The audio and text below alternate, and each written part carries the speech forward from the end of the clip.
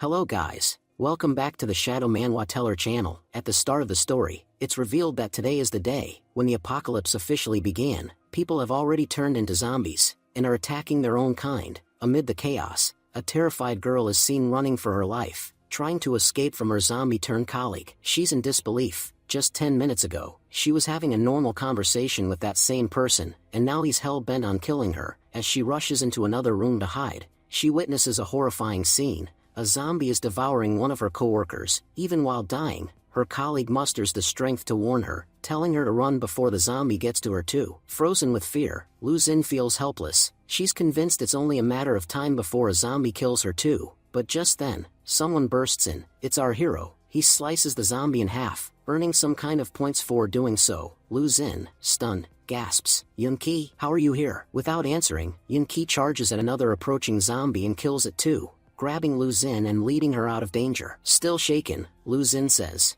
"Yunqi, I can't believe this is really happening. Is this truly the beginning of the apocalypse era?" Yunqi replies that, as hard as it is to believe, this is now their new reality. He then introduces himself. His name is Yunqi. He is 21 years old, and he's the young master of the Yun family in Zhong City. Just 10 minutes ago, he was hiding his identity, living as a regular office worker despite being a multi-billionaire heir. But everything changed suddenly, and now, he is fighting zombies. The scene flashes back to 10 minutes earlier when everything was still normal. Seeing Yunqi, Lu Xin asked if he was planning to leave on time today. She brought up the prophecy that had predicted an apocalypse would begin on this very date. While most people didn't take it seriously, she admitted it made her anxious. She shyly asked if he could drop her home, if it wasn't too much trouble. Yunqi chuckled and said the apocalypse prophecy had been made 10 years ago, and had already been proven wrong countless times. Even little kids don't take it seriously anymore. Are you really scared because of that? Lu Xin replied, "Can't you tell? Of course I'm scared." Internally, she thought that while Yunqi might be the most handsome and charming guy in the office, she wasn't exactly lacking either. She believed he couldn't resist her charm for long. Just then,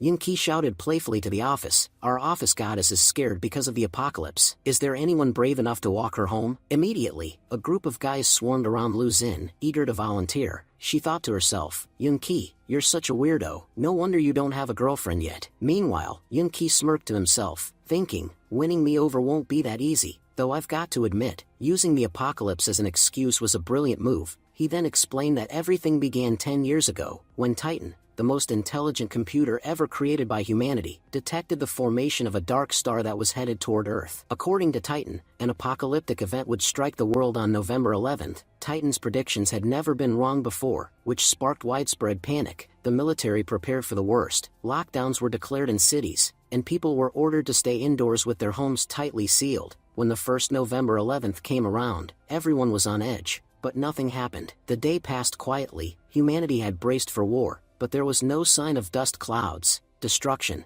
or any apocalypse. Over the years, November 11th came and went multiple times. Uneventfully, 8 years after the original prediction, the prophecy had become a joke. People stopped believing the government. November 11th became just another normal day, and the so-called apocalypse became a punchline. Yunqi admitted he no longer had time to worry about any of that, because today, he finally received something he had long been waiting for. From behind, a guy scoffed and said, "Yunqi, you're in your 20s, and you're still into swords? That's such a childish hobby." But Yunqi didn't care. In his mind, this wasn't just any sword, it was something special, something extraordinary. Along with the sword, he also received a letter. It read, "Yunqi, this sword is made from the hardest materials, Titan Elite Gold. It's powerful enough to cut through even the strongest metals. It will serve you well in self-defense." Yunqi thought, they all think it's just a toy, but if I search it up, I bet I'll find out this is actually a high-tech killing weapon. It's not easy to send something this powerful here. I don't know how Yunsure managed it. Then he turned the letter over and read another message.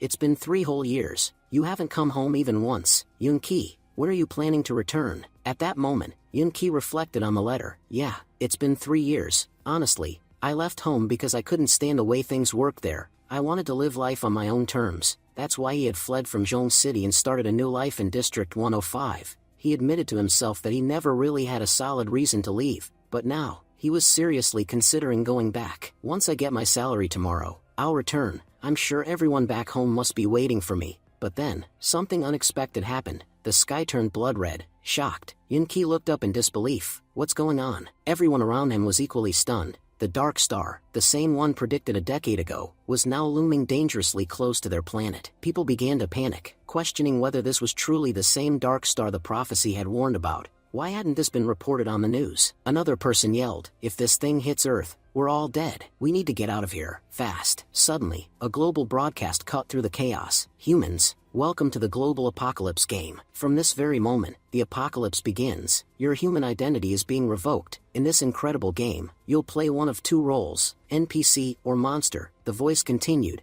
"You are given 24 hours as a warm-up period. In this time, you must earn game points. The higher your level by the end of this phase, the more advantages you'll have later. After 24 hours, players will enter the game. You cannot harm players, but players can kill you. If anyone here still thinks this is just a dream, it's time to wake up, because if you die in the game, you die in real life. So don't even think about doing something stupid." Yunki processed this new horror. So, all of humanity has been turned into NPC or monsters. Then who exactly are the players? And if we can't kill them, how are we supposed to survive, let alone win? A translucent window suddenly appeared before everyone. The system announced, "Global communication methods have been altered. From now on, all communication must be conducted through the in-game system. Your previous communication tools are now disabled. You have 5 minutes to select your profession. Choose wisely. Failure to do so will result in consequences beyond your imagination." Yunki's own game window appeared before him. He stared at it and thought, "This looks exactly like a game interface." The system urged him, "Please choose your profession."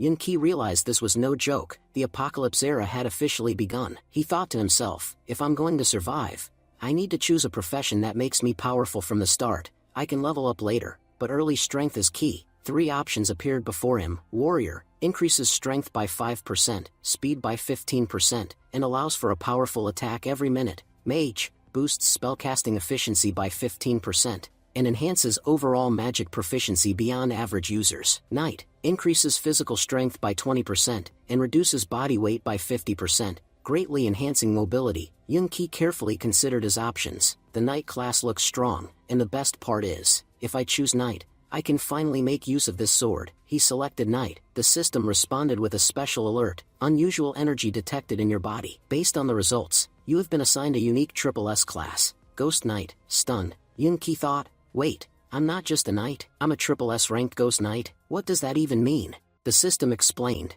"As a Ghost Knight, you've been granted a special skill, Death Mark. When you attack a target, the Death Mark is applied. It instantly reduces the target's health by 10%, and weakens their healing ability. Even if the target resists, their strength will continue to decrease by 10% with each hit. Once their level drops to 0, they will die permanently, whether they are an NPC or a player. Once marked, death is inevitable." A rush of excitement surged through Yunki. This Death Mark skill is incredible. The system had made it clear earlier, we're not allowed to kill players. But with Death Mark, if I'm strong enough, I can kill anyone, even players. Maybe this is a game bug, but it's a bug that's going to work in my favor. The system announced that Yunki had awakened the Son of Plain Talon. Because of this, all his attributes would now increase tenfold, and if he managed to survive for the next 24 hours, those same attributes would multiply by 100 times. Overjoyed, Yunki thought, "This is insane. As a newbie, I'm getting ridiculously powerful buffs. It almost feels like I'm cheating." Meanwhile, the system declared that the time for class selection had ended. The 5-minute window had closed. Shocked, many people began to panic. Why didn't the class selection screen appear for us? Some assumed there had been a technical glitch. None of us saw any options.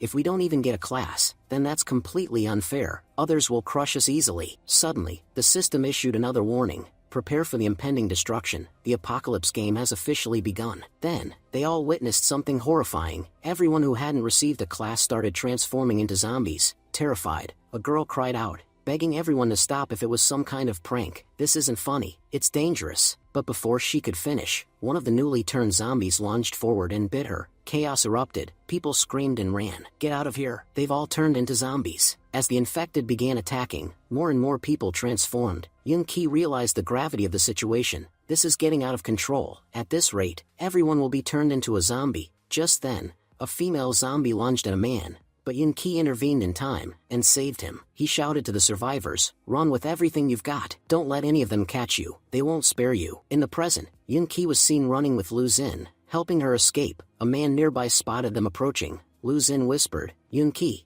I heard something just up ahead." Before she could say more, Yunki stepped forward, ready to strike. The man ahead pleaded, "Please, don't kill me. I'm human. Recognizing him, Yunqi lowered his sword. Lu Yang, what are you doing here? If you were hiding, you should have come out earlier. If I'd hesitated a second later, I would have killed you for nothing.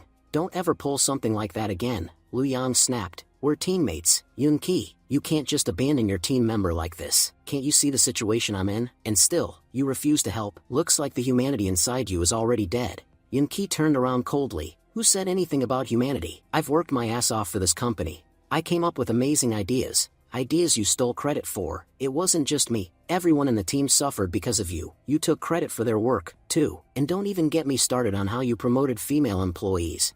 I know exactly what you made them trade for those promotions, so don't test me. If I opened my mouth, you'd be finished. And to be honest, even if I had the chance, I wouldn't help you, because you're a pathetic excuse for a human being. Your humanity died a long time ago. Lu Yang snarled. What did you just say? Have you forgotten that I'm still your team leader? Yunqi ignored him and turned to Lu Xin. Let's go. There's nothing to gain from listening to this idiot. But Lu Yang shouted after them. Wait, you can't just leave me here. I'm a knight, okay? If we team up, we can kill the zombies easily. With me around, you'll get a ton of benefits. Lu Xin hesitated and asked. Did you hear him, Yunqi? He says he's a knight. He might really be strong. Yunqi replied firmly. It doesn't matter how strong or amazing he is. If someone is rotten inside, they'll always be rotten. Keeping trash like him around won't benefit us at all. He looked at Lu Xin and gave her advice. Listen, in this apocalypse era, zombies aren't the real threat. The true danger is humans. So before you trust anyone, think 100 times. Just then, Lu Yang suddenly lunged forward and tried to attack Yunqi.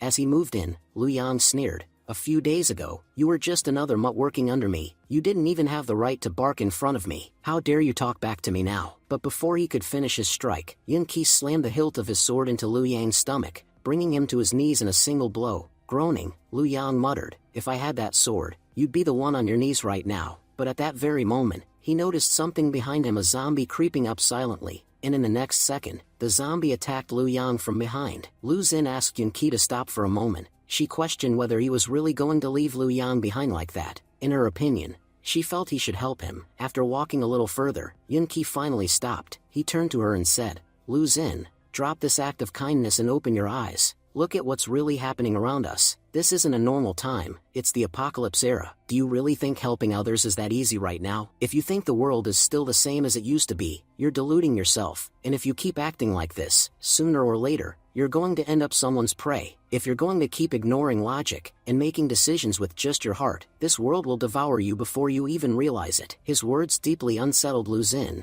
Yunqi added, right now, our priority is just one thing. Finding a safe place. As they moved forward, the main office door suddenly opened. A girl inside called out to Lu Xin, urging her to get in quickly. Once inside, Yunqi took a moment to assess the situation. There were 7 people in this cramped office, while countless zombies roamed outside. With so many people in such a small space, he realized he had to be extremely careful. He couldn't be sure of everyone's intentions. Meanwhile, one of the girls, Jia Jia, sat crying. She wondered aloud how everything had changed so drastically, and how the world had become so unrecognizable. Another girl said she just wanted to go home, worried about the fate of her family. A third guy snapped at them, saying they were being foolish. He reminded them that being alive right now was the only thing that mattered. Forget about anything else. All I care about is making sure no zombie gets in. If even one makes it inside, we're all dead. Then, the manager, Cao Yuqian, angrily blamed Jia Jia. He said, none of this would have happened if she hadn't opened the gate and let those people in. Because of that,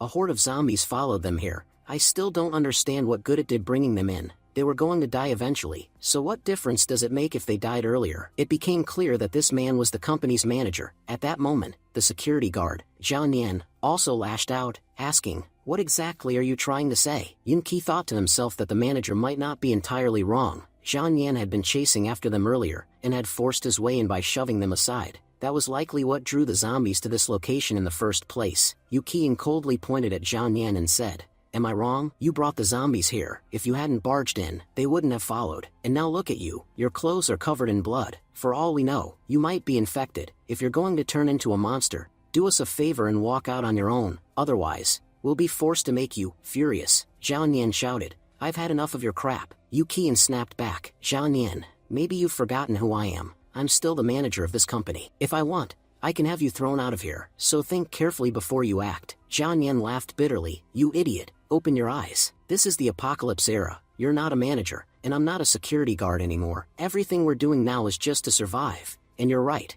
I've become a monster. I'll show you what a real one looks like. Yu Qian, now visibly shaken, pleaded with him. Zhao Nian, what are you thinking of doing? I've helped you a lot as your boss. Please, remember that and let me go. But Zhao Nian ignored him and dangled Yu Qian out of a 17th story window. Terrified, Yu Qian begged him to stop. Zhao Nian, don't be crazy. This is the 17th floor. If I fall, I won't survive. Watching all this unfold, Yu Qi readied himself for what might come next. Zhao Nian looked at Yu Qian and said, I have no reason not to kill you, so yeah, you're going to die here, fatty. Just then, Lu Xun stepped in. Wait a second. Zhao Nian, calm down. Nothing is ruined yet. Look, I chose the mage class, and I've awakened the holy light power. If you're wounded from the zombies, I can easily heal you. And don't worry, once I do, you won't turn into a monster. Yu Qi couldn't believe how foolish the girl was. He thought to himself, how can someone be so naive? Things have barely even started, and she already revealed that she's a mage? He knew better. In times like these, the more secrets you kept, the safer you were. Revealing everything about yourself wasn't bravery, it was pure stupidity. In an apocalypse, the biggest threat wasn't the monsters, it was the people around you. They'd learn everything about you, pretend to earn your trust, and the moment you let your guard down, they'd betray you without a second thought. And the worst part? They wouldn't even flinch while doing it. Now that Lu Xun had revealed her identity as a mage, Yu Qi was certain she'd soon land herself in serious trouble. There was no way she could get out of here unscathed. Zhao Nian looked at her, surprised. Wait, did you just say you're a mage? That means, you can save me? Lu Xun nodded and assured him, saying he didn't need to worry about infection anymore. As long as she was there, nothing bad would happen. She explained that if they worked together, their chances of survival would increase significantly. There was no point in fighting each other. Even Yu Qian spoke up in agreement, telling Zhao Nian that Lu Xun was right. There's no benefit to infighting. If we stick together, we'll be stronger. But Zhao Nian suddenly let Yu Qian go, dropping him. He sneered, saying, if I have a mage with me, I won't have to worry about injuries ever again. Seems like you really are someone who can change fate. Everyone gasped in shock as Yu Qian fell. Lu Xun cried out in horror, demanding to know why Zhao Nian did that. You had no reason to kill him. Zhao Nian replied coldly, you're asking why? That fat man used to bark orders at me every chance he got. I never liked him, so the moment I had a chance to take revenge, I took it. Lu Xun was appalled. You killed him over that? Zhao Nian's body began to glow as he enhanced himself and replied, so what? That bastard was a thorn in my path. If I didn't deal with him today, he would have shown up eventually. I just cleared the path. He grinned with pride. I'm glad I chose the warrior class. I've trained my body for years, and now that I have these enhanced powers, I'm not here just to survive anymore. I'm going to become the king of this world. Yu Qi, observing all this from the side, thought to himself, just as I expected, in an apocalyptic world, there are no laws and no morality. Humans used to fear the law, and that kept their true nature hidden. But now that they know they can do whatever they want without consequences, they'll become monsters worse than any zombie. This is just the beginning of humanity's downfall. Zhao Nian turned to Lu Xun and declared, from now on, you'll follow me and become my slave. Stick with me and you'll get plenty of benefits. But before he could get any closer, Yu Qi stepped between them to protect Lu Xun. Zhao Nian scoffed, why are you stepping in, kid? Don't tell me you like Lu Xun too? Yu Qi replied, yes, I do, but not in the way you think. I admire her skills. That's why I won't let someone like you even get near her. If you value your life, walk away. He thought to himself, Zhao Nian is dangerous. Even if I have strength, I can't guarantee I won't get hurt. Having a mage on my side is crucial. She can stop me from getting infected, and together, we could make a perfect team. Zhao Nian, now agitated, pulled out a fire extinguisher and growled, so, you want something that's mine? If you don't value your life, go ahead. Once I lay claim to something, it's mine. Even thinking about Lu Xun makes you guilty. He stepped forward, ready to attack. If you get in my way,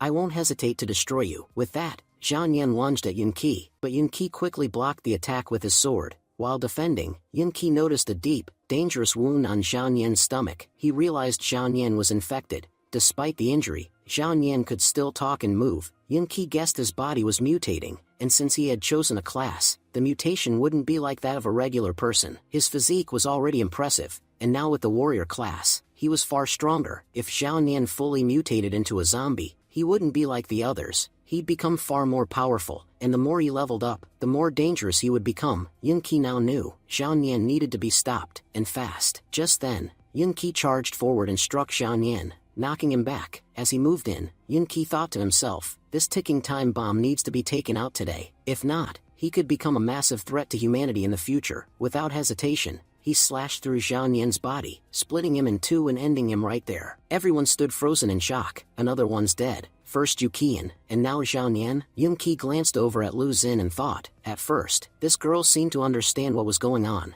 but now, it looks like she's only learning through her mistakes. I just hope she doesn't make the same foolish decisions again. If she keeps being this naive during the apocalypse, she won't survive for long. He reflected on his decision. Sure, I killed Zhao Nian because he was mutating, but no one here is going to see it that way. Right now, all they feel is fear of me. And honestly, that's not a bad thing. At least now, no one will try anything stupid. Yun Qi turned to the group and said coldly, if any of you want something from me, come take it. The others stepped back, clearly frightened. All three of them shook their heads. No, we don't want anything, Yun Qi, we just want to survive. Lowering his weapon, Yun Qi said, a few of you are injured. Lu Xin, use your magic and heal them. Lu Xin stepped forward and began healing the others. Jia, this is my first time treating someone. If it hurts while I'm healing you, let me know. While Lu Xin tended to the wounded, Yun Qi noticed something troubling. The computers weren't working. Even his phone couldn't pick up a location. Just as I thought, all communication devices in our world have been disabled. If we want to reach the outside world,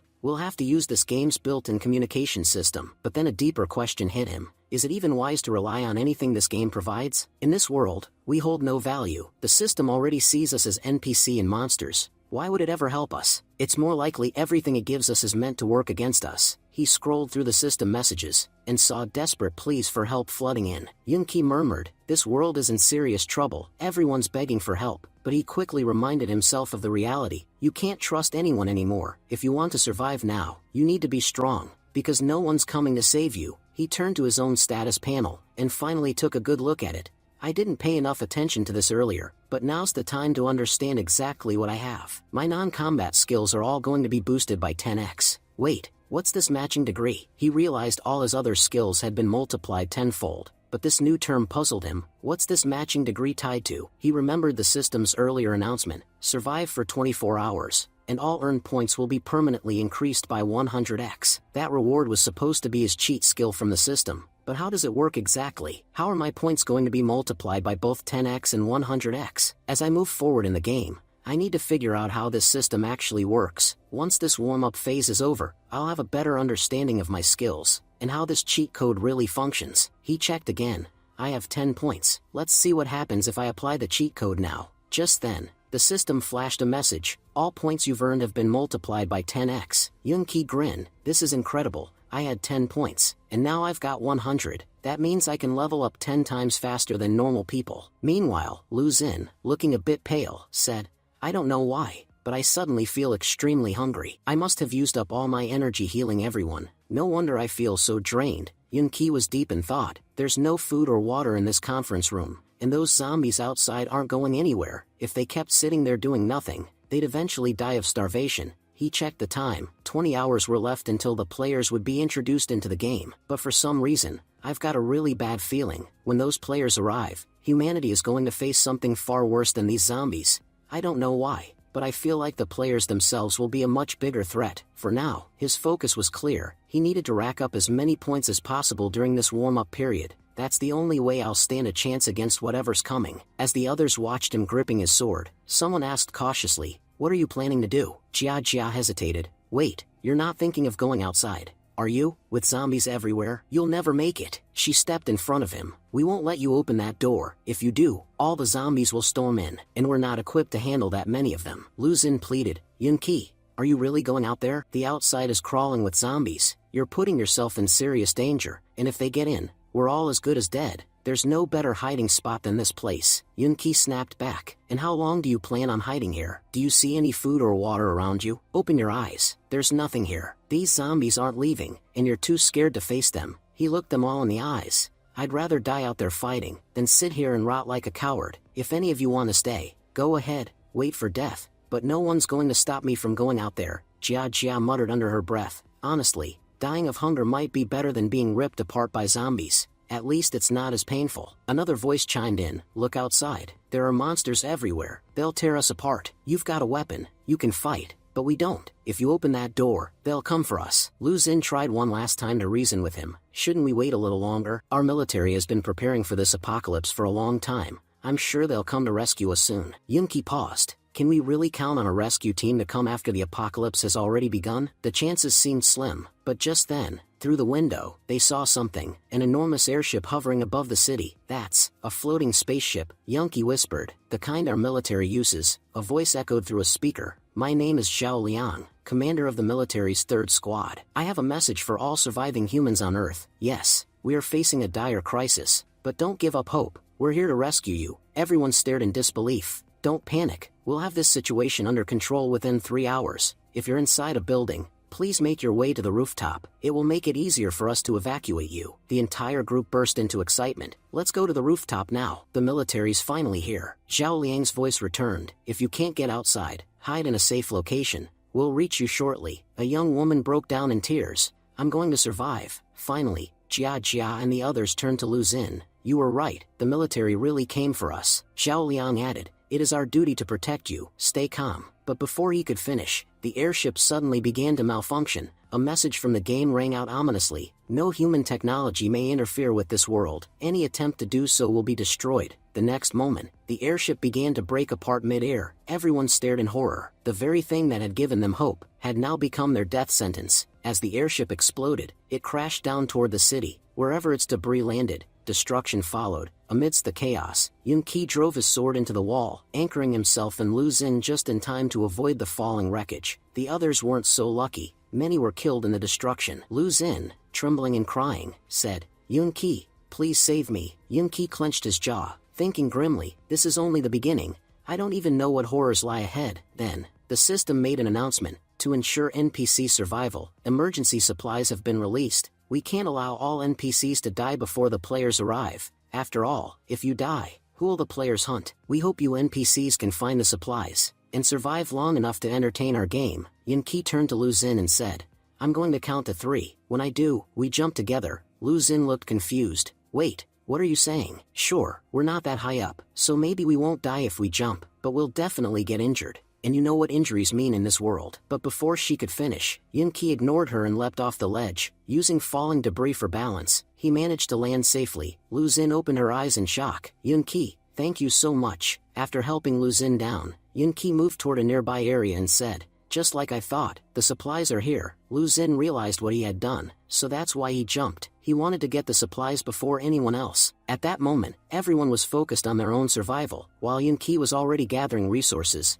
Despite everything, Yunki didn't seem like someone new to this apocalypse. In such a short time, he looked completely prepared. Just then, a zombie lunged at him. Reacting quickly, Yunki blocked the attack and stepped back, but the noise attracted more zombies. In moments, Yunki and Lu Xin were surrounded. Lu Xin panicked. We're surrounded. Yunki, what do we do now? Yunki narrowed his eyes. You're right, there are way too many. Lu Xin, don't follow me anymore. If we want to survive, we have to split up. Lu Xin hesitated. But if we separate, they'll definitely come after me. Yunki replied firmly as he moved forward. If they do, just run, right now. That's the only thing you can do. Then Yunki charged into the horde, slashing through zombies. The system announced, killing the level 1 zombie earns you 100 points. Yunki shouted, run as fast as you can. Lu Xin, out of breath, cried, this is as fast as I can go. I don't even know how to escape anymore. I'm exhausted, but they won't stop chasing me. Yunki, catching up to her, said, your speed's not bad. Looks like you did a lot of running in college. Then he quickly eliminated all the zombies chasing her. The system chimed again. You've killed 3 level 1 zombies. You've earned 300 points. Lu Xin gasped. More zombies are headed our way. Without hesitation, Yunki charged forward, cutting them down one after another like they were nothing more than paper dolls. In just seconds, he had wiped out the entire wave. Grinning, Yunki thought, every point I earn is being multiplied 10 times. This cheat code is insane. But if anything's more insane than the cheat, it's my weapon. Man, I wish I had summoned a gun too. That would have been fun. Then again, getting 1 cent to my family wouldn't be that hard either. Wait, supply. I forgot about the supply box. He ran to open it. As soon as he did, the system rewarded him with 1,000 points, and the leaderboard popped up in front of him. Rank 1, Fang Gan. Rank 2, Yuan Zhen. Rank 3, Yunki. Seeing his name on the board, Yunki was stunned. I'm on the leaderboard, right next to Fang Gan and Yuan Zhen. Fang Gan is one of the top fighters in the Human Alliance. People even call him the God of War. He's a national hero who's achieved countless victories with his army, and has always stood at the front lines to protect the country. And Yuan Zin, he's the Speaker of the Alliance, and the Patriarch of the Yuan family, one of the 7 great families. He's considered the smartest of them all, and is famously known as the Congress brain. Even after the apocalypse began, these two are still at the top. Honestly, as long as they survive, humanity still has hope, but they've already got over 3,000 points. There's no way I can catch up just by killing monsters. They're clearly using elite soldiers to farm points. Since this is a game, of course the leaderboard favors players like them. With their rankings, they'll also get better supplies than the rest of us. Then the system asked, would you like to remain on the leaderboard, or remove your name from it? Yunki paused. Those two are the most powerful names on the planet. Even before the apocalypse, they were legends. If my name appears next to theirs, it'll draw attention. But in a world like this, staying low profile is better. The more people know about me, the more danger I'll attract. Lu Xin asked Yunki what was inside the supply box. He replied that he hadn't checked it yet, and suggested they open it together. As soon as he unlocked the box, they found 2 level 1 life potions, some antidote potions, and a sharp blade. Yunki thought to himself that this was perfect. All of it was medical gear. With these potions, he could heal his injuries. He figured he no longer needed to keep Lu Xin around. After all, she had very little combat power, and to make matters worse, she was kind of a fool. Keeping her close would only mean more trouble. Just as Yunki was thinking this, a powerful zombie suddenly attacked him, blocking the strike. Yunki shouted to Lu Xin to hide immediately. He warned her that this zombie wasn't normal. It was far more powerful than the others. He tried to counterattack, but the zombie's speed made it easy for it to dodge. Suddenly, the creature lunged and struck Yunki's leg, sending him flying backward. Yunki noted that the zombie was about the same size as Lu Xin,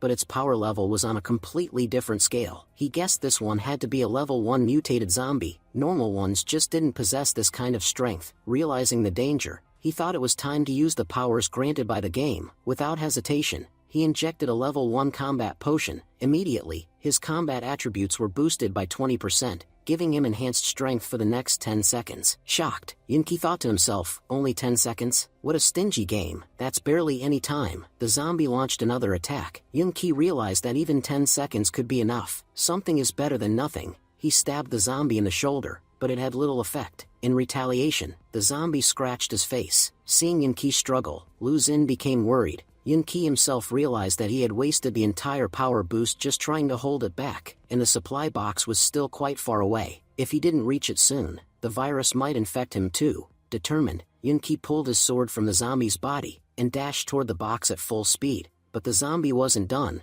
It began to chase after him relentlessly. Yunki wondered why it wouldn't give up. It's way too fast. At this rate, I won't make it in time. Just then, Lu Xin threw both potions toward him, and picked up a blade. Getting into a battle stance, shouting, she challenged the zombie, hey, rotten freak, over here, your real competition is standing right here. Though her voice was shaky and she was clearly terrified, the distraction worked. The zombie hesitated, confused whether to attack Lu Xin or not. Taking advantage of the moment, Yunki quickly used both potions. He thought to himself, maybe this girl isn't so useless after all. She might actually be helpful in critical moments. Thanks to the potions, Yunki became significantly stronger. The system notified him. Combat potion activated. All attributes increased by 20%. Life potion activated. Pain reduced by 80%. Duration, 10 seconds. Yunki said aloud that these 10 seconds would be more than enough to take down this zombie. Now let's show this thing what it means to have both power and brains. As the zombie charged at him again, Yunki dodged swiftly and landed a vicious slash. The attack was so powerful that the zombie couldn't even stand back up. Rushing to him, Lu Xin asked, Yunki, are you okay? Just wait 2 seconds. I'll heal you right now. Yunki was impressed. She had healed his wound in no time. He realized she had gotten much better at using her healing magic. If she's trained properly, she could become incredibly useful. Lu Xin, meanwhile, was thinking about how strong Yunki truly was. Even after getting supplies, he could have left me to die. But he didn't. He fought that powerful zombie and protected me. From the very beginning, Yunki has been trying to save everyone, but no one seems to understand him. No matter what happens now, I'll give it my all to help him in every way I can. Smiling with relief, Yunki said, this is incredible. All my injuries have healed completely. He thought to himself, her magic is surprisingly comforting. Honestly, having a healer like her is far more useful than just getting a supply box. If she sticks with me, she'll be able to heal my injuries whenever I need it. Together, we could go really far. Then, picking up a dagger, Yunki turned to Lu Xin and said, let's move forward, and take out that zombie. Aim for the heart so there's no chance it survives. Lu Xin hesitated nervously. You want me to attack? Yunqi nodded. Yes, you have to. Listen, no one knows what the future holds. If you don't kill zombies, you won't earn any points, and without points, how will you become stronger? If we want to work as a team, we have to fight side by side. If one of us charges ahead and the other stays behind, this team will collapse sooner or later. Lu Xin gripped the dagger and thought, he's right. If I don't become stronger, I'll never be able to help Yunqi. Anything can happen in this world. Powerful zombies can appear at any moment, and I can't be a burden forever. Nervously, she stepped forward and struck the zombie down. The system announced, you've killed a level 5 zombie. You've earned 500 points. As a bonus, your healing ability has been upgraded to level 1. It added, your healing power has significantly improved. Overjoyed, Lu Xin turned to Yunqi. Thank you so much, Yunqi. Thanks to you, I earned 500 points, and unlocked an amazing healing skill. Yunqi, although trying to stay calm, was internally crying. If I had used my cheat code, those 500 points would have turned into 5,000. I could have ranked up easily. Whether it's the war god or the speaker, no one could have matched me. And now not only did she get the points, she even got a new skill. What was I thinking? Handing over a level 5 zombie to her. If we wanted to strengthen her, we should have let her kill a lower level one. Lu Xin asked with concern, Yunqi, is something wrong? He quickly brushed it off. No, I'm just tired. My knees gave out for a moment. As he stood up, Yunqi thought, well, I've already given her 5,000 points worth of value. This healer's sticking with me for life now. I won't let anyone take her away. He then said, we should get moving. We're out of supplies. First, we need to find a safe place to stay. Then we'll go search for food and water. Lu Xin replied, I think I know a place. It could have plenty of food and supplies. Yunqi nodded, following her lead. As they looked around the area, Lu Xin commented, Yunqi, this place looks like it's seen a brutal battle. Look at how many zombies are lying around. We should be careful. Some of them might still be alive. Yunqi said, the house you mentioned, it's right in front of this green community, right? If I remember correctly, that was your house. Surprised, Lu Xin asked, you know where I live? Yunqi explained, when I was working, the guys at our office used to talk about dropping you off. That's how I found out where your house is. Lu Xin lowered her eyes and said, to be honest, I did act selfishly, but I didn't lie. I really just wanted to come home to check if my parents were safe. Also, my mom loves shopping, so our fridge is always packed. I'm pretty sure we'll find enough supplies to survive for at least a month. Then, blushing slightly, she added, if you want, you could stay at my place. I can even introduce you to my parents. Yunqi thought, we've already come this far. Not going to her house now would be stupid. Besides, all the nearby zombies have been cleared out. If we can get supplies from there, it's worth it. Alright, let's go, Lu Xin said.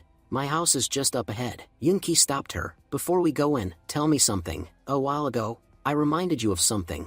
Do you still remember what I said? Lu Xin replied, of course, I'm not stupid. I remember everything you told me. She recited, this is the time of the apocalypse, and besides the zombies, there are 3 types of people we must avoid. First are those who were already fighters before the apocalypse. They were strong even then, but now with added skills, their power is unimaginable. The most dangerous among them are those in the assassin class. You never know when they'll strike. They're masters of stealth and sneak attacks. Second, are the shooters. Right now, everyone's at level 1. One bullet is enough to kill anyone. This game has rendered most weapons useless, but not guns. Guns fall under the shooter class. While we're still low level, they're extremely dangerous to us. Avoiding them is our best option. And third, are the beast tamers. They don't fight themselves. They let their mutated beasts do it for them. And those beasts, after mutation, are way more powerful than before. Honestly, in this world, beast tamers might be the most dangerous of all. Lu Xin asked, a little shaken, are these classes really that dangerous? Yunqi responded,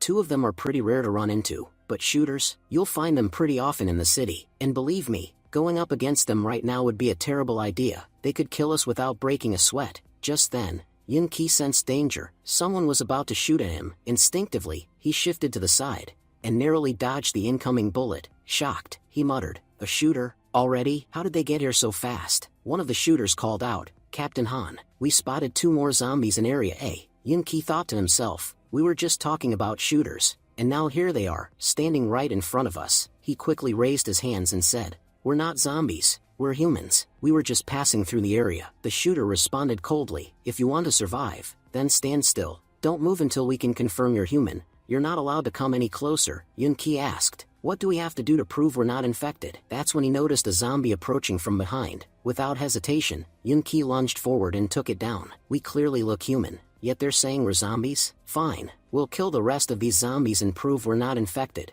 and besides, all of them are already weakened from gunshots. Taking them out will earn us some easy points. As he started slashing through the injured zombies, he turned to Lu Xun and shouted, "Why are you just standing there? If we want to show them we're allies, not enemies, we have to act. Come on, help me take these things down." Motivated by his words, Lu Xun joined the fight and began killing zombies. For every zombie she killed, she earned 10 points. Meanwhile, Yunqi was getting 100 points per kill. One of the shooters growled, clearly annoyed, "What, you think we're stupid? Stop farming those zombies right now, and bring your girlfriend over here. You've been stealing our points this whole time." Lu Xun blushed as she thought to herself, "Did he just call me Yunqi's girlfriend?" Another shooter stepped forward, signaling to a girl, "Check their bodies carefully, make sure they're not infected." Yunqi observed silently, "These people have multiple shooters, a few mages, some knights and warriors. They even have beast tamers. They're positioned in a formation like a real military squad. For such a well-structured team to exist this early in the apocalypse, there's no doubt someone highly trained organized them. Honestly, there's a good chance they're from the military. Everything about the way they operate feels professional." The girl examining them reported, "Vice Captain,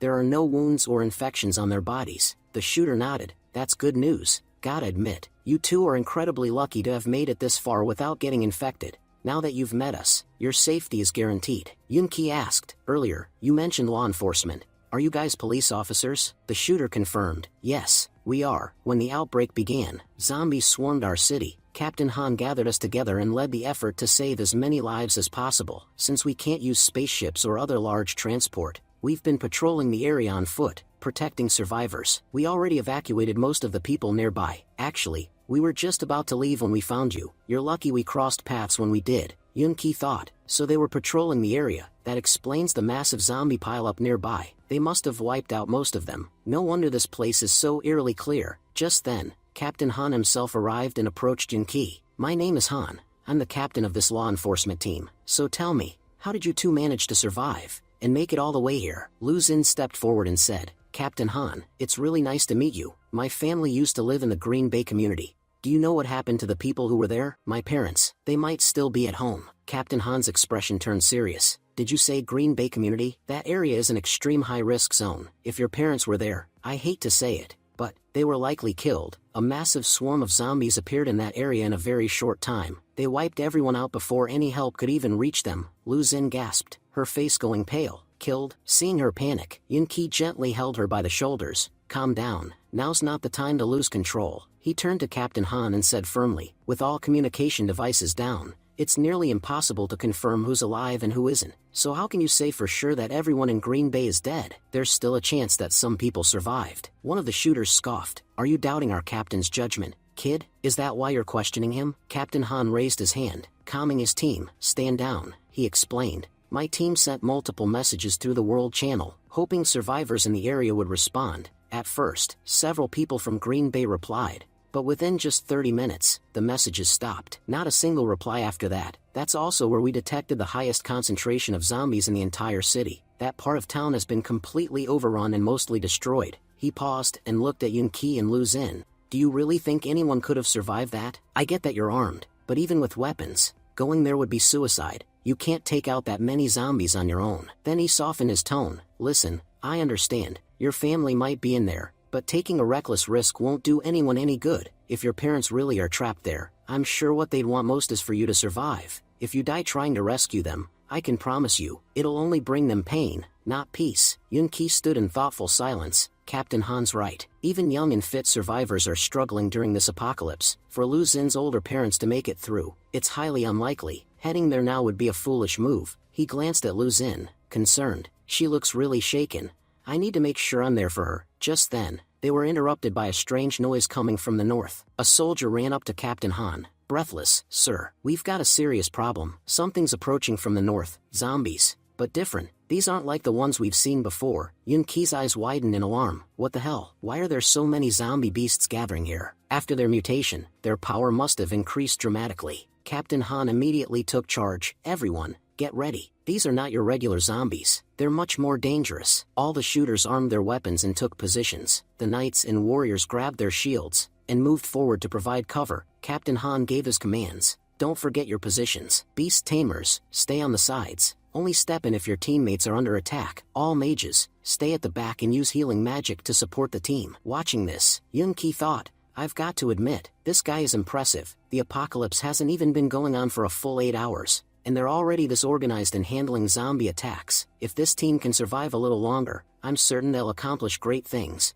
Just then, a scout reported, the zombie beasts are closing in, they're now within our firing range. Captain Han responded, all right then, begin firing. Make every shot count. We can't afford to waste a single bullet. Everyone inside the barrier began shooting, successfully taking down many zombie beasts. But it still wasn't enough. One of the scouts shouted, Captain Han, we're running out of ammo, and those beasts are dangerously close to breaching our defense. At this rate, they'll reach us any minute now. Captain Han, clearly shaken, thought to himself, we're using our most powerful firepower against them, and even that's not enough. At this point, I don't think we have a choice. We might have to retreat, he shouted. Everyone, fall back behind the bunker. We can't hold them off from the front. Some of the shooters started running low on ammo. One soldier, limping from an injury, thought desperately, I won't be able to make it to the bunker. I can barely run with this wounded leg. Just then, a zombie beast came dangerously close to him. Captain Han screamed, Lao Wang, get away from there, now. That beast is going to kill you. But right in the nick of time, a high-pressure water blast hit the zombie beast,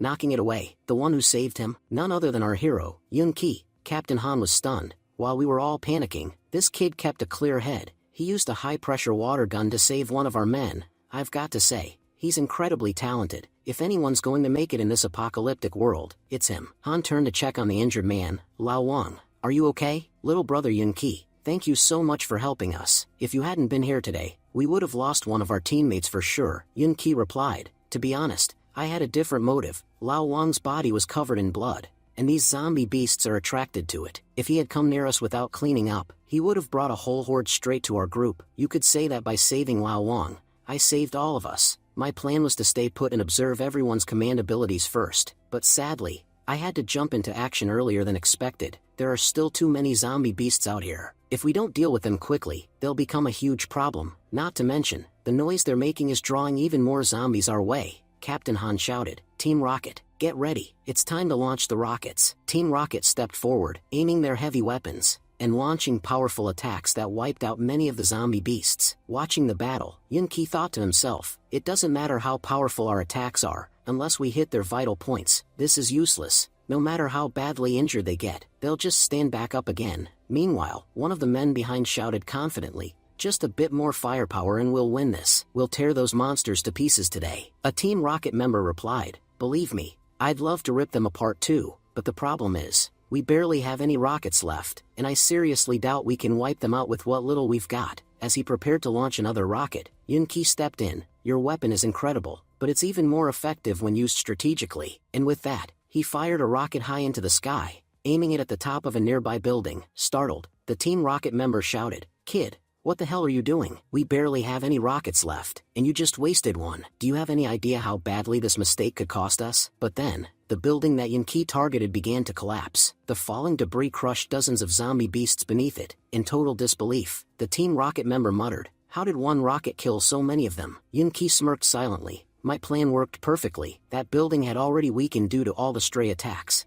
I just had to hit the right spot from the right angle to bring it down. Captain Han observed the moment and thought, this kid, he's not just using his strength, he's using his brain. Anyone can lose a fight with brute strength, but someone who fights smart, he's not someone who loses easily. But just as the group began to regroup, some of the zombie beasts started getting back up. Captain Han quickly shouted, everyone, get ready. These monsters are starting to recover. Even if we've taken down a lot of them, many are still left. We can't relax until we've finished them all. Yun-Ki then pointed toward the sky and said, Captain Han, do you see that smoke over there? It's coming from the nuclear power plant. There's a massive diesel generator near that facility. If we tap into its power, just imagine what we could do with it. Captain Han nodded. You're absolutely right. Then he turned to his second in command, Vice Captain, you're a professional electrician. Grab your tools and run the power cables from the generator to here. It's time we show these zombie beasts the power of electricity. Soon, the generator was brought over. At the same time, zombies began charging over the water Yun-Ki had earlier spilled on the ground. Vice Captain arrived. Captain Han, the cables are ready. Order everyone to move back from the water. Captain Han shouted, throw the wires in, now, and nobody is to go near the water. As soon as the wires hit the water, a massive electric shock surged through it. All the zombies stepping into it were instantly fried. The shock was so powerful that it wiped out dozens in a single moment. Everyone nearby was also rewarded with huge experience points. Yun-Ki thought, I knew it. I was right again. While this attack didn't kill all of them, it definitely weakened them. I can say with confidence, their power levels have dropped by at least 80%. Fighting them now will be a lot easier than before. Vice Captain was stunned. This generator is way more powerful than I expected. But Captain Han replied, that power didn't just come from the generator. Remember the building that collapsed earlier? A lot of metal particles from the debris fell into the water. Plus, the water itself had a high salt content. That's what made the electrical attack so lethal. Han paused and thought, there's no doubt, this kid had all of this figured out beforehand. That's why he was so confident with his plan. He's using everything around him in the smartest possible way. The way he's adapting, you'd never guess it's only been 8 hours since the apocalypse began.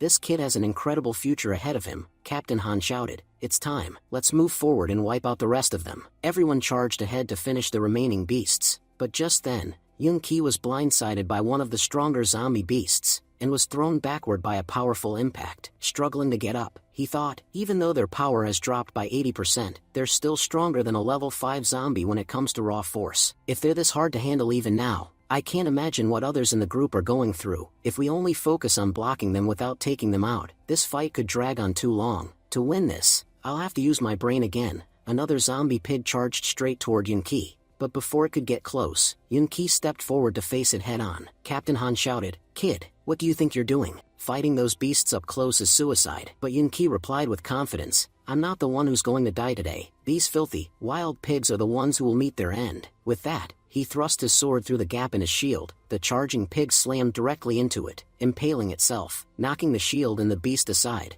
Yun-Ki said calmly, the biggest weakness of these zombies is their brain. No matter how strong they get, without a functioning brain, they'll never defeat a real warrior. Just then, a system message popped up. You've killed a level 1 zombie pig. You received 2,000 points. Grinning, Yun-Ki muttered, 2,000 points? Not bad. Another alert followed. Your total points have surpassed 5,000. You've unlocked a new skill, Resurrection. This skill allows you to resurrect any creature weaker than you, and permanently turn it into your servant. Once resurrected, the creature will regain NPC status, and the game won't even recognize that it ever died. Important, you can only resurrect targets 2 levels below you. Their attributes will also increase by 5%. However, if you cancel the resurrection midway, that being will be permanently lost, and can never be revived again. Yun-Ki's eyes lit up. Resurrection. This is the very first skill of my Ghost Knight class, and it's seriously amazing. He grinned and said, let's see just how good this skill really is. Activating Resurrection, Yun-Ki raised his hand toward the fallen pig. Rise, you wild boar, it's time to serve. To everyone's shock, the once dead zombie pig twitched, and stood up. A shooter shouted, hey, get back, that pig isn't dead. But Yun-Ki casually walked up and mounted the beast. Everyone froze in disbelief. You're riding it. Yun-Ki smirked. Yeah,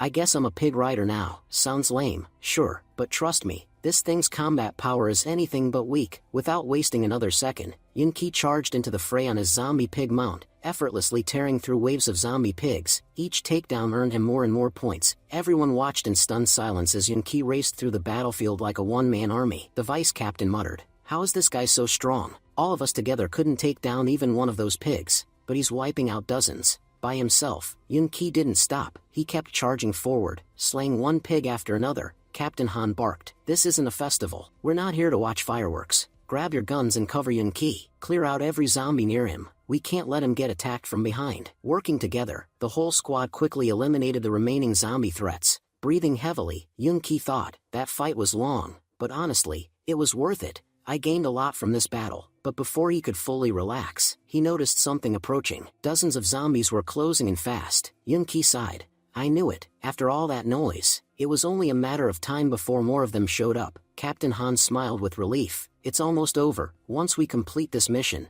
we can all go back home, back to our families. He turned to the team and shouted, all right, everyone, move forward. These zombies are weak now. Taking them out should be easy. The squad, now hopeful and energized, began moving ahead. But just then, Lu Xun ran in, calling out desperately, please, don't kill them. Yun-Ki turned around, surprised. Lu Xun, what do you mean? At the same time, he thought to himself, why does she look so emotional? No way. Don't tell me those zombies are Lu Xun's parents. Tears streamed down Lu Xun's face as she whispered, they're my parents. Please, don't kill them. I just want to see them one last time. Yun-Ki's expression turned serious. He shouted, Lu-Zin, stay right where you are. Don't take even a single step forward. I get it, you still care about them, but they're not your parents anymore. They're zombies now, and if you go near them, they won't hesitate to make you their next meal. Captain Han added, what's wrong with all of you? Don't you want to make it back home? Pick up your weapons. Start eliminating the remaining zombies. As ordered, the squad pushed forward and began attacking. Yun-Ki joined in, leaping straight into the zombie horde. Surrounded on all sides, Yun-Ki smirked. They've got me surrounded now. Good. That just makes it more fun to kill them all. The zombies lunged toward him, but before they could reach him, the shooters picked them off one by one.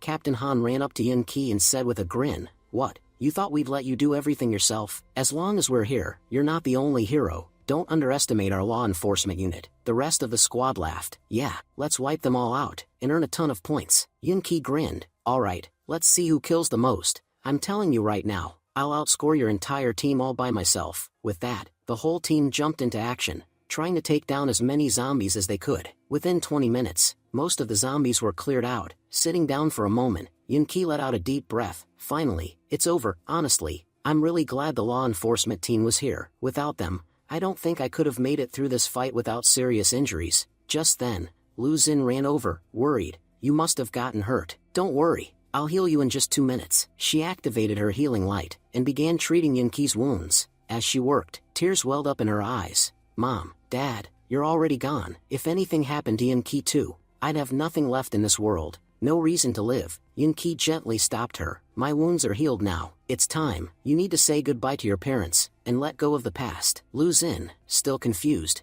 asked, what do you mean? Yun-Ki then revealed the truth. He hadn't killed her parents. Instead, he had used his mount to pin them safely beneath it, holding them in place. Overcome with emotion, Lu-Zin cried, I finally got to see them again. She paused and thought, wait a second. When the fight started, Yun-Ki was the first one to charge in. Was this his plan all along? Did he do all that just so I could say goodbye? Then, Yun-Ki handed her his sword. Silently, Lu-Zin took it and stepped forward, crying. She whispered, Mom, Dad, it's me, Lu-Zin. Please forgive me for what I'm about to do. Yun-Ki stood quietly behind her, thinking, killing your own loved ones, that's the hardest thing anyone can do. And this is the most painful moment of Lu-Zin's life. He gently said, Lu-Zin, if you can't do it, it's okay. I understand. I'll do it for you. But Lu-Zin shook her head through her tears. Mom, Dad, I'm still alive, and I've found someone, a partner I can truly trust with my life. I promise you both, I'll live my life well, and after you've gone to heaven, please don't worry about me anymore. It's time I take away your pain, forever. With those final words, Lu-Zin ended their suffering.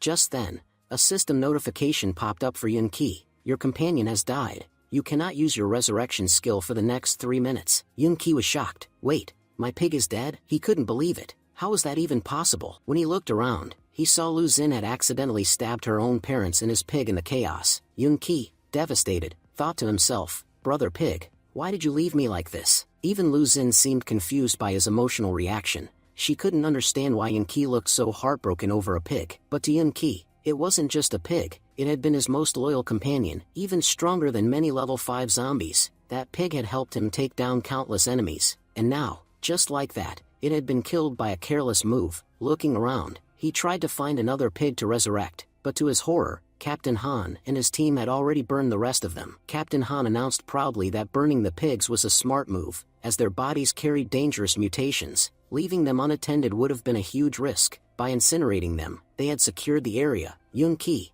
disheartened, realized there was nothing he could do. The resurrection skill required the body, and now every single one had been reduced to ashes. In his mind, he cried out, Brother Pig, please wake up. How could you leave me alone at a time like this? Lu-Zin tried to console him. She reminded him that the ones who died today were her parents, and yet, she wasn't breaking down. She told Yun-Ki that there was no need for him to feel so bad. She was strong, and she understood that in a post-apocalyptic world, situations like these were inevitable. But Yun-Ki thought otherwise. Of course you're strong. You killed my innocent pig. Just then, Captain Han asked if there was any healer available. Many members of their law enforcement team were injured, and needed urgent attention.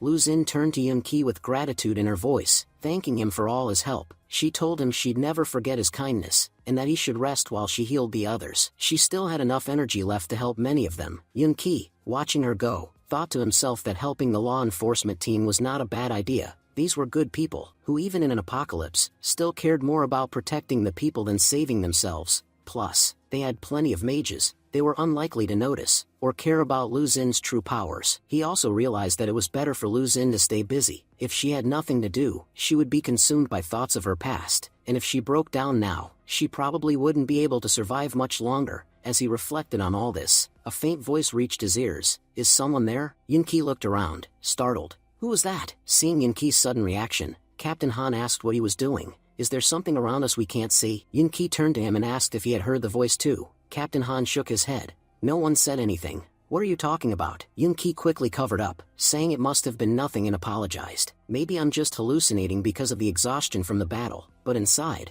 Yunqi was deeply confused. He had originally thought that communications in this world had been restored, but now, it was clear, that wasn't the case. Then what was that voice I heard? Why was I the only one who could hear it? Was it the game, or my system? Just then, Yunqi heard a voice again. Someone asked, "Why aren't you replying? Don't tell me you don't know anything about us. Hurry up and join us for a chat." Yunqi, visibly irritated, thought to himself that the system now had a voice function, and honestly, it sounded incredibly annoying. Suddenly, a new window popped up in front of him. He realized, this looks like a group chat, but I never joined any group, and since the world's communication system is down, what kind of group is this? The system announced, "Congratulations, you've joined the Apocalypse Walker team. This group has 10 members. Yunqi muttered in disbelief. Apocalypse Walker? 10 members? What is going on? He was instantly teleported to what appeared to be a meeting hall. Glancing around, Yunqi quickly realized this wasn't the real world. This was his conscious space. According to the game's logic, NPC don't have access to chat systems. They can only communicate formally through the game interface, which is already hard to manage. So how did the 10 of us end up here? I never received a notification about joining a group, nor is there an option to leave it. These members must have already been pre-selected, just like me. I wonder if anyone else here knows what's going on." He finally asked out loud, "Can someone explain what's going on here? Why are we all here?" One of the group members, number 6, responded. "Number 7, it seems like you don't know anything about this place. To be honest, this is the first time I'm seeing you. Where are you from? Didn't your parents tell you anything about this group?" "All of us were informed by our parents ahead of time," Yunqi replied. "I'm not sure what you're talking about. To be honest, it's been a long time since I last saw my parents. Maybe that's why they never got the chance to explain anything." In his thoughts, Yunqi connected the dots. If everyone else is here because of their families, then I must be here because of this sword. Just before the apocalypse began, this sword was sent to me. That couldn't have been a coincidence. My family must have sent it intentionally. Everything that's happening now, it's all linked to this sword. Then, number 5 spoke up. "Let me make one thing clear. No one here knows anything about the others. And honestly, it's better that way. We only have one identity. We are Apocalypse Walkers. Whether we'll be friends or enemies in the future is still uncertain."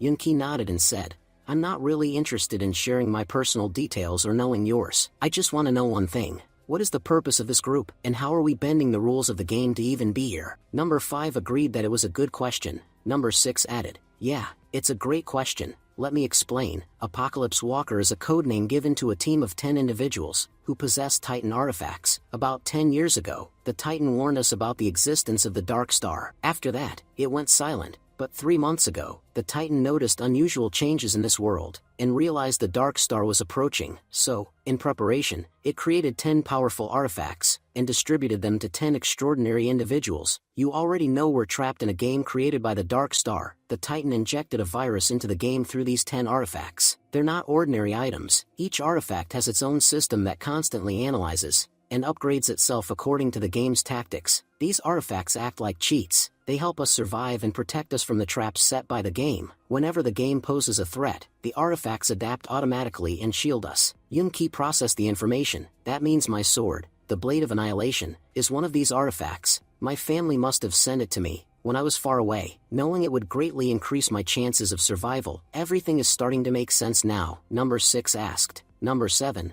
are you even listening? Why aren't you replying? Look, we're all from powerful families. There's no need to act disrespectfully. If you won't talk to me, I won't talk to you either." Yunqi thought to himself, so everyone here is from Zhongdu's elite families. I wonder how things are in Zhongdu. Are the major families still safe? Number 6 answered as if reading his thoughts. as I mentioned earlier, we got the warning 3 months ago. All the major families began preparing immediately. They called back all their children who were away, and took strict security measures. Honestly, it's strange that someone from a big family like you isn't in Jeongdu right now. For now, all the major families are safe, except for one. The old man from the Z family turned into a zombie at the very start of the apocalypse. His own son had to kill him. Yoon-ki responded, so the Z family lost a member, but the rest of the families are intact. At least nothing serious has happened to my own family yet. Number 6 nodded. Actually, the reason I joined this group again today is because of the compatibility rating shown by the system. It says my compatibility is only 10%.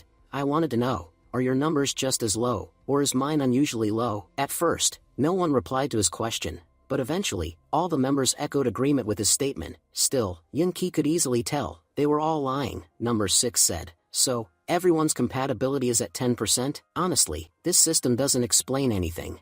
I even asked it what compatibility means, but it didn't tell me a thing. That's why I figured I'd ask you all. After some more brief conversation, one by one, everyone began leaving the group. Eventually, Yoon-ki returned to the real world as well. Reflecting on everything, he thought, I was suddenly pulled into that group chat, but I actually learned a lot more about this world while I was there. Still, everyone seemed extremely guarded, so I can't fully trust anything they said. The only one who really talked was number 6. The rest barely said a word or two. At least now I know a lot more about my sword. One thing is clear, no matter what happens, I need to keep this sword with me at all costs. It's the only thing that can help me advance in this game. I can't even imagine how many times it's already saved me. Yoon-ki then considered the sword's origins. Titan created these artifacts using the same material it was built from. If that's true, then maybe these weapons are just as smart as Titan. If they can trick the game, maybe they even have their own intelligence. At that moment, a dragon suddenly emerged from within his sword. The dragon spoke. So, you finally made it back. I thought you were going to be a clueless fool like the rest of them, but I've got to admit, human, you're not completely hopeless. Yoon-ki smiled and said,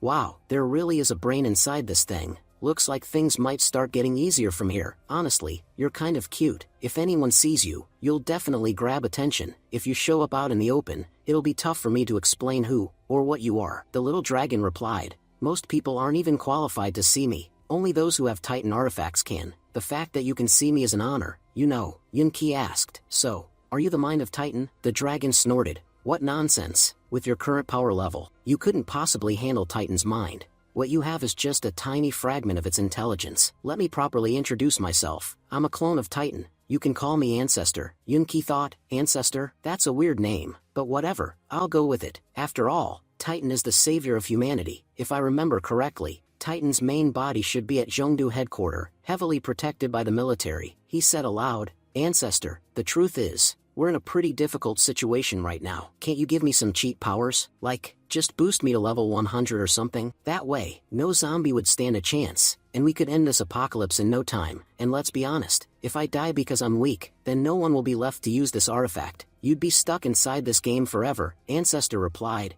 you really think I haven't helped you already? From the moment this game started, I've been helping you. Everyone else got ordinary classes. But you received an exceptional one. Even your talents are far superior to the others. You think that's all just luck? Everything you've received so far, it's been because of me. I've been tweaking the rules of this game from the inside to help you survive. Most of the people here are NPC. Normally, they can't even kill players. But I altered their death mark skill just for you. And believe it or not, the full rules of this game haven't even been revealed yet. Until they are, my abilities are limited. Once a player officially enters the game and it truly begins, that's when I'll be able to use my powers properly. But until then, my dear host, you'll have to take care of yourself, survive, no matter what. Ancestor sighed. Alright, I've said enough. I'm going to rest now. Yoon-ki watched him vanish and thought, I can't fully rely on this system. If I want to survive, I need to level up constantly. If I want more information, I'll have to wait for the players to arrive. He remembered, everyone knows that 24 hours after the game starts, players will begin to enter. That's when the true apocalypse game will begin.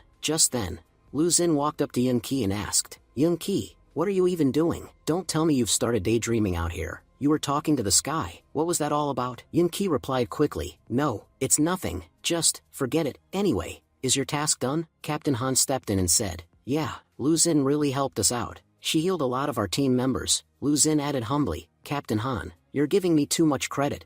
I didn't really do that much. Captain Han smiled and said, So, what are you two planning next? If you're unsure about your future, you're welcome to join my team. If we stay together, we can protect each other. Yun-ki responded politely, thank you for the offer, Captain Han, but I don't plan to stay in the city anymore. I'll be leaving soon. Blushing slightly, Lu Xun added, and I'll go wherever Yun-ki goes. From now on, our paths are one and the same. Captain Han chuckled. Well, you two lovebirds are clearly capable enough, and strong enough, to travel alone, so, I won't try to stop you. Honestly, I think leaving the city might be the smarter move. When the apocalypse started, the city was packed with people, and now, it's overrun with zombies. If you go somewhere with fewer people, your chances of survival will be much higher. Walking out of the city won't be easy though, so take my bike. It's not much, but it should help. And don't ask me why I'm giving it to you. The truth is, today, you helped our team a lot. Without your support, getting out of here safely wouldn't have been possible, so think of this bike as a gift from me. I'll pray that your journey stays safe, and that you'll keep doing good, just like today. Yun-ki said sincerely, Captain Han, you're giving me your vehicle. What will you do without it? Captain Han replied, my teammates and I stick together, we'll live together, and die together if we have to. As long as one of us has a vehicle, we can manage. As he turned to leave, he added one last thing with a smirk, just do me a favor, don't become monsters, because if you do, it's going to be a hell of a challenge to take you down. After Captain Han left, Lu Xun asked, Yun-ki, why did you turn down his offer? Traveling with a law enforcement team would have been much safer. Traveling alone is really dangerous these days. Yun-ki thought to himself, I have my own reasons for traveling alone, but I can't tell her about them yet. At the same time, he recalled what the system had revealed, the game's rules still aren't finalized. They can change at any moment. No one knows what's going to happen once the players arrive. For all we know, everything could shift after 24 hours. People might even start switching sides. The very teammates we rely on today could become deadly enemies tomorrow. That's why traveling in a group right now is risky. The fewer people around me, the safer I'll be. And since Lu Xun's parents are already gone, there's no point in going back to her home. First, we need to head somewhere with a very small population. We'll gather supplies, and once things stabilize, I'll head to Zhengdu to reunite with my family and the others. Then Yun-ki asked, Lu Xun, didn't you tell me your mom used to love shopping? Do you know where she went to shop? If she was that into it, there must have been a place she liked, a place few people knew about, somewhere with heavy discounts, maybe outside the city. A location like that would probably have fewer zombies. Lu Xun nodded. Yeah, I know that place. I've gone there with my mom plenty of times. Yun-ki joked. Wait, you're not tricking me again, are you? You're not secretly taking me to a relative's house to check if they're still alive? Blushing, Lu Xun replied, no, I'd never do that. I'd never lie to you. Yun-ki smiled. Relax, I'm just joking with you. Come on, let's check out what Captain Han left for us. As they walked into a nearby alley, they spotted the bike. Yun-ki said in surprise, this is the bike Captain Han used? I never would have guessed he owned something like this. It's amazing. In an apocalyptic world like this, having a bike like this is seriously cool. Starting the engine, Yun-ki said, man, listen to that sound. It's incredible. Honestly, this is the kind of bike every guy dreams of. Captain Han, you've got some serious taste. This apocalypse ride is going to be fun. Meanwhile, Lu Xun thought to herself, it's just a regular bike. What's the big deal? Boys are seriously weird. Their obsession with bikes and cars makes no sense. Yun-ki warned, Lu Xun, hold on tight. You're about to find out what real speed means. With that, he took off at full throttle. Lu Xun shouted over the wind, you're really fast. Yun-ki grinned, an open road and a bike like this? This is heaven. Soon, they were out of the city. Lu Xun pointed out, we've arrived. This place belongs to a farm owner. My mom used to come here all the time because they sold super fresh vegetables. And since it's far from the city, the discounts were great too. Yun-ki suddenly grew serious. Wait, Lu Xun, something feels off. Just then, a group of robots appeared and surrounded them. Lu Xun asked, surprised, Yun-ki, why do you look so shocked? Don't tell me this is your first time seeing robots on a farm. She continued, science and tech have come a long way. These days, no one farms by hand. Every farmer has a bunch of these robots doing the work for them. Honestly, villagers here lived more comfortably than we did. Even after the apocalypse, their robots are still functioning. Yun-ki replied cautiously, if those robots are still under human control, why are they attacking people? Lu Xun was stunned. Wait, what? They're attacking? Yun-ki nodded. I can smell blood. It's everywhere, in the air, on the ground. Look closely, each of these robots has blood on them. That means, the ones doing the killing are the robots themselves. The robots started moving toward Lu Xun and Yun-ki. Yun-ki muttered, well, here's one good thing. These farming bots are way weaker than standard combat models, and they don't have any weapons, which means fighting them won't be too hard. Lu Xun agreed. Yeah, you're right, things are different now, we've got powers. I doubt they can stand a chance against us. As they prepared to fight, a mechanical bee suddenly flew in and began scanning them. Yunki calmly said, "Don't panic, Lu Xin. I think whoever is controlling the robots is using this bee to identify intruders." The mechanical bee spoke in a robotic voice. "Boy, you may leave, but leave the girl and the bike behind."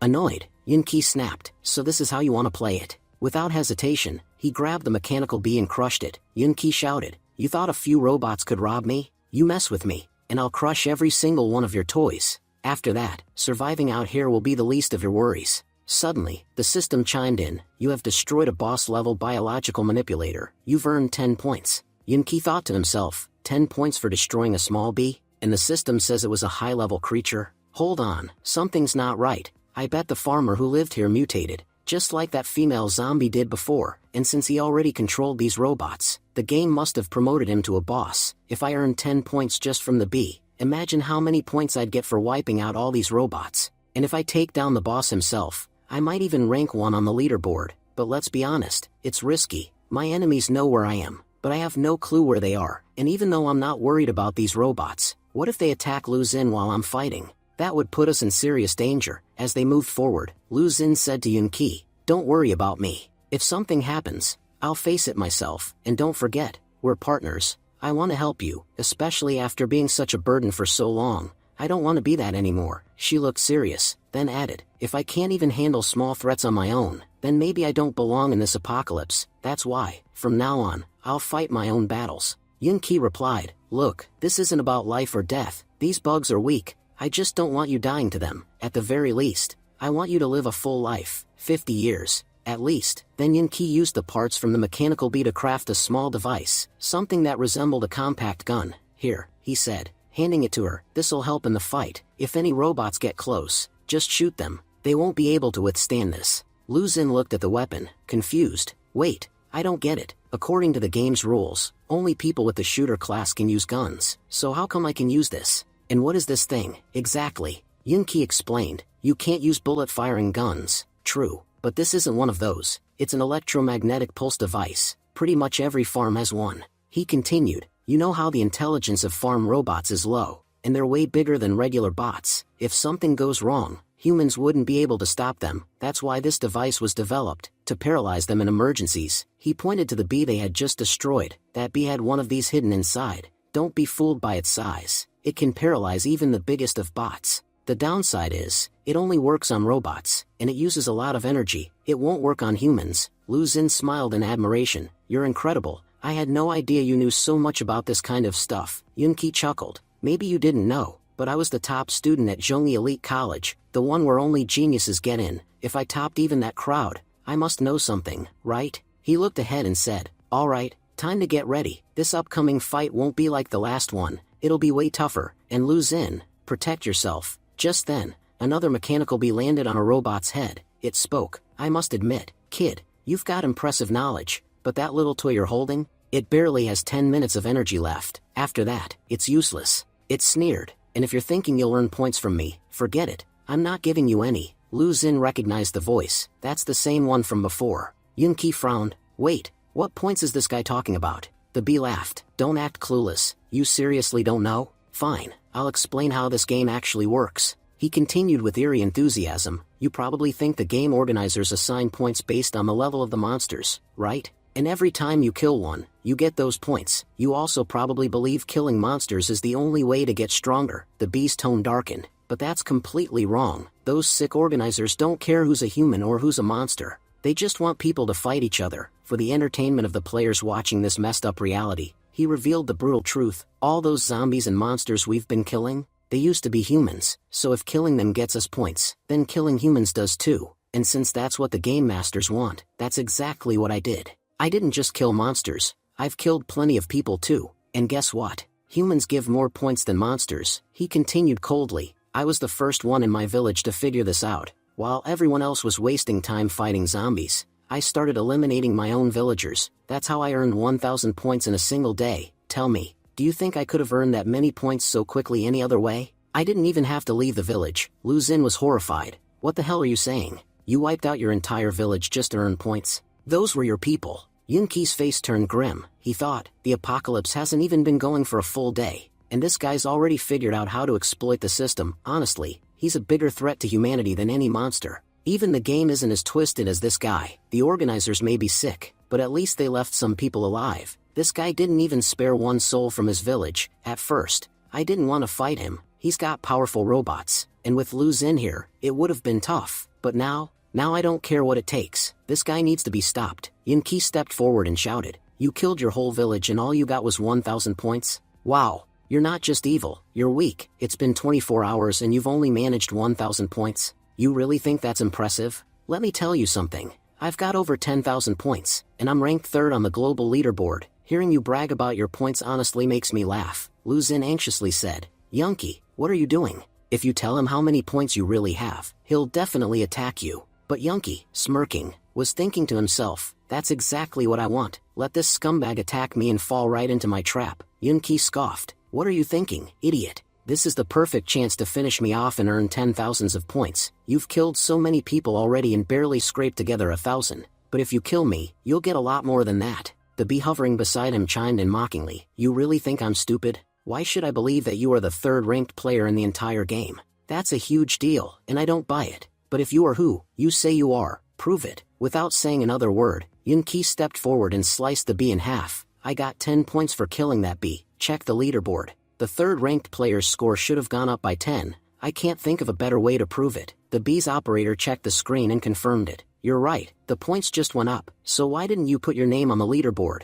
if you were willing to reveal yourself now?" The bee's operator ignored the question and focused on his greed. "You've got around 20,000 points. If I kill you, I'll get all of them." Then he shouted, "All units, attack. We'll take this bastard down and climb to the top." With that command, all of his robots charged at Yunqi. Yunqi quickly turned to Lu Xun and said, "Get out of here, go hide. If you stay in sight, they'll attack you too." The swarm of robots rushed toward Yunqi, but he effortlessly blocked their attacks. As he fought them off, he thought to himself, "He's trying to exhaust me by sending all his robots at once. If I wear myself out, it'll take time to recover, and he'll strike when I'm weak." Gotta admit, this farm owner is smarter than I thought, but too bad for him. I'm not falling for it. Dodging swiftly, Yunqi leapt forward, slicing through 2 bots in a flash. Then, one by one, he started tearing through all of them. Watching him fight, Lu Xun's eyes lit up. "We're winning." But just then, one of the remaining robots landed a heavy punch squarely on Yunqi. He was knocked out cold on the spot. Lu Xun gasped in shock. "No!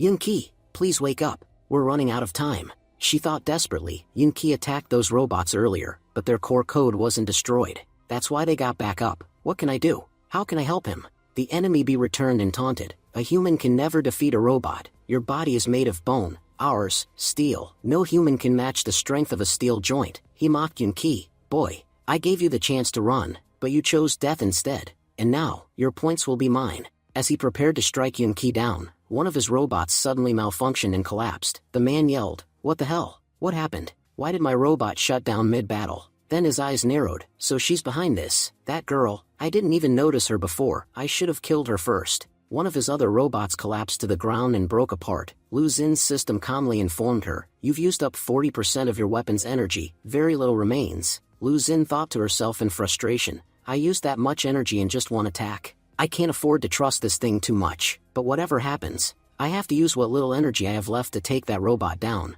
I won't let anything happen to Yunqi." Just as she was about to fire, the enemy approached from the side, his voice dripping with mockery. "I honestly thought I'd never have to leave my bunker, but thanks to you, girl, here I am. And no, I'm not going to kill you yet. That's why I didn't have the robots attack you earlier. First, I'll kill the boy, then I'll play with you." Lu Xun shouted at him not to go near Yunqi. She warned him that if he took even one step closer, she would shoot him, but he ignored her and kept walking forward. Furious, she screamed again, "Didn't you hear me? I said if you move any closer, I'll shoot you." The man turned back toward her and sneered, "What, is that a threat? Then go ahead, shoot me. But before you do, let me tell you something. That gun of yours? Yeah, it's dangerous to robots. As long as it has energy, no machine can lay a hand on you, but against humans and monsters, it's completely useless. Doesn't matter how much power you pour into it, it won't do a thing to me." He grinned and added, "Honestly, girl, you should be worrying about yourself, not him. Think about what I'll do to you after I kill him." He gestured toward her side.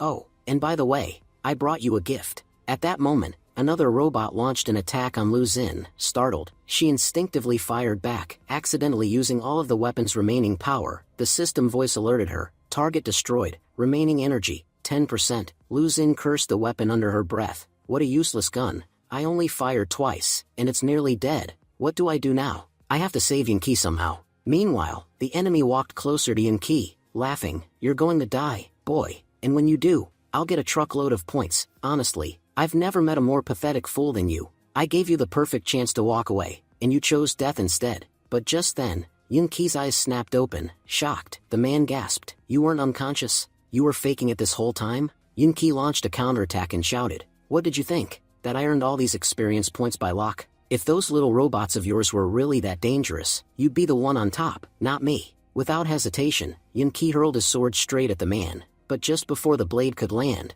a massive robot dropped from above, intercepting it midair and crushing it effortlessly. The giant machine declared, the person standing before me is my master's enemy, eliminating him is now my top priority. With that, the robot launched a barrage of missiles directly at Yunqi. As the explosions lit up the battlefield, Yunqi barely managed to dodge, flipping into the air to avoid the blast. This is bad. That robot's huge. Fighting it head-on, this would be very dangerous. He shouted to Lu Xin, run, get out of here now. We can't win against a machine that powerful. We need to grab the bike and escape, fast. With smoke and fire behind him, Yunqi tore through the battlefield, dodging missiles as he mounted his bike and sped away with Lu Xin. Catching her breath, Lu Xin cried out, Yunqi, when I saw you unconscious, I was terrified. I thought I'd lost you forever. Yunqi replied with a soft smile, I'm sorry. I had to pretend. Look, this town is massive. Finding that guy inside would have been nearly impossible, and if we'd entered the town directly, I guarantee we'd have walked right into his traps. That's why I faked being knocked out, so he'd come out on his own, and just like I planned, he did. He glanced back with sharp determination. Now we've got the perfect opportunity to finish him.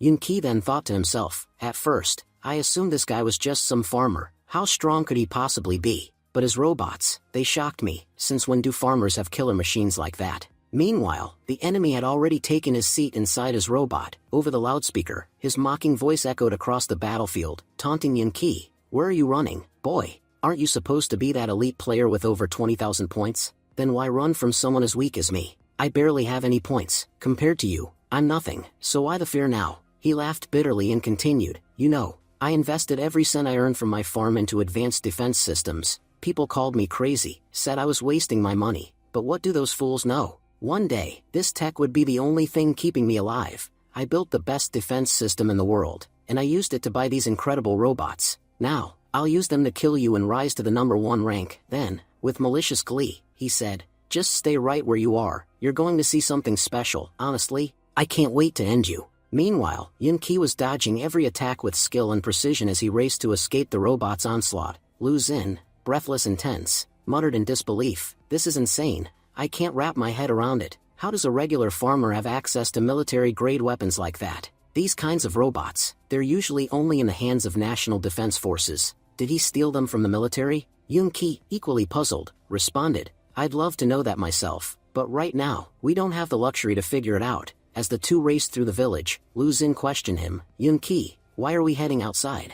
As long as we stay inside the village, the robot can't target us properly, but once we're in open ground, he'll have a clear shot. Are you sure about this? This could get really dangerous. Yunqi didn't answer directly. Instead, he thought to himself, I can't tell her the real reason we're going out there. The truth is, I'm looking for a corpse. I need a target for my resurrection skill, someone, or something, that can help us in this fight. Just then, he spotted a dog lying by the road. Finally, something I can work with. Without wasting time, Yunqi activated his skill and revived the dog. A system message appeared. You have successfully resurrected a new slave, dog monster. Lu Xin watched in confusion, thinking, I've been traveling with Yunqi for so long, and yet I can never understand what he's planning. I thought he was just running away and abandoning the fight, but now I see, he wasn't running at all. He was looking for a corpse to use. But, in a battle this huge, what help could a dog possibly offer? How is he planning to use it? Back on the battlefield, the enemy called out again, clearly irritated, coward. Stand your ground and fight me. Weren't you the one bragging a minute ago, claiming to be a top 3 player with unbeatable powers? Didn't you say my tiny robots couldn't even scratch you? And now look at you, running with your tail between your legs. Have you no shame? If your abilities are as great as you say, then fight me. Lu Xin called out urgently, Yunqi, he's getting too close. Yun-Ki slammed the brakes on their vehicle, and with a cold glint in his eyes, said, "This is the perfect moment for a surprise attack." Turning to the dog, he commanded, "Doggy, go, show him what you're made of. With your special ability, he won't know what hit him." As the enemy robot approached, the dog darted forward, and to everyone's astonishment, it ran right up to the giant machine and started peeing on it. Then, in one swift leap, the dog jumped up and stuck itself to the cockpit's glass window, completely blocking the pilot's view. Panicked, the man inside shouted, "I can't see a damn thing. Get off. What the hell are you doing, you filthy mutt?" The dog remained firmly glued to the screen. A robotic system voice crackled through the cockpit. "Warning, external system contamination detected. High levels of acidic liquid causing damage to internal components. Estimated shutdown in 5 minutes." The pilot's eyes widened in disbelief. "What?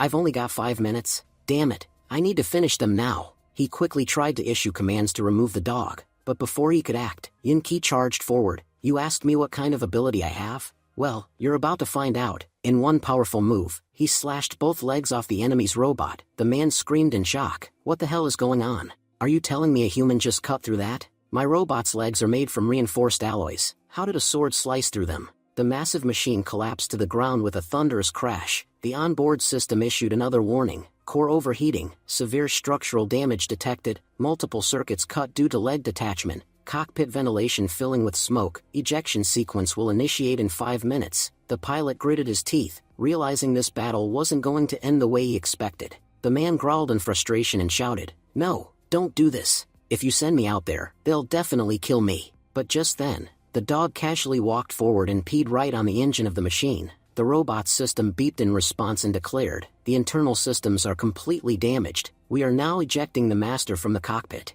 The man yelled again, now desperate, "No, don't do it. The people out there are dangerous. They'll kill me for sure." But the robot ignored his pleas and ejected him from the machine. Landing roughly, the man screamed, "You idiot. I told you not to throw me out, and you still did it. Hurry up and get me back inside. I spent a fortune on you. I can't die while you're still operational. Reactivate the voice board and listen to everything I say." The robot calmly replied, "Voice board has been activated, acknowledging master's commands, entering sleep mode." With that, the machine shut down completely. Watching all this unfold, Yun-Ki stepped forward and muttered, "I thought I'd have to go through some long, drawn-out fight, but looks like your robots weren't as impressive as you hyped them up to be. They abandoned you and went into sleep mode. Seems like I'll have to end you myself after all." He gave a slight, pitying smirk. "To be honest, I actually feel a little bad. You bragged so much about your robots, and now, in your final moment, they didn't even lift a finger to help you. That's betrayal if you ask me. And personally, I hate traitors." He turned toward the machine, and without hesitation, destroyed it completely. The man panicked. "No, don't destroy it. If you do, the others will kill me." But Yun-Ki paid him no mind and crushed the machine. The system chimed, "You've destroyed a powerful enemy. Reward, 6,000 points." Yun-Ki smirked, turning toward the man now. "The robots are gone. Now it's your turn. So, how do you want to die?" Terrified, the man stammered, "I'm a bad person, I know, but you're a good guy, right? Good people don't kill others. Please, don't kill me. I don't want to die." Yun-Ki's eyes narrowed. "Oh, so you don't feel like dying? Then tell me something. When you slaughtered all those innocent villagers back then, did you ever ask them if they wanted to die?" The man had no answer. Yun-Ki continued, his voice cold, "You seem to enjoy killing them, so why are you trembling now, when it's your turn?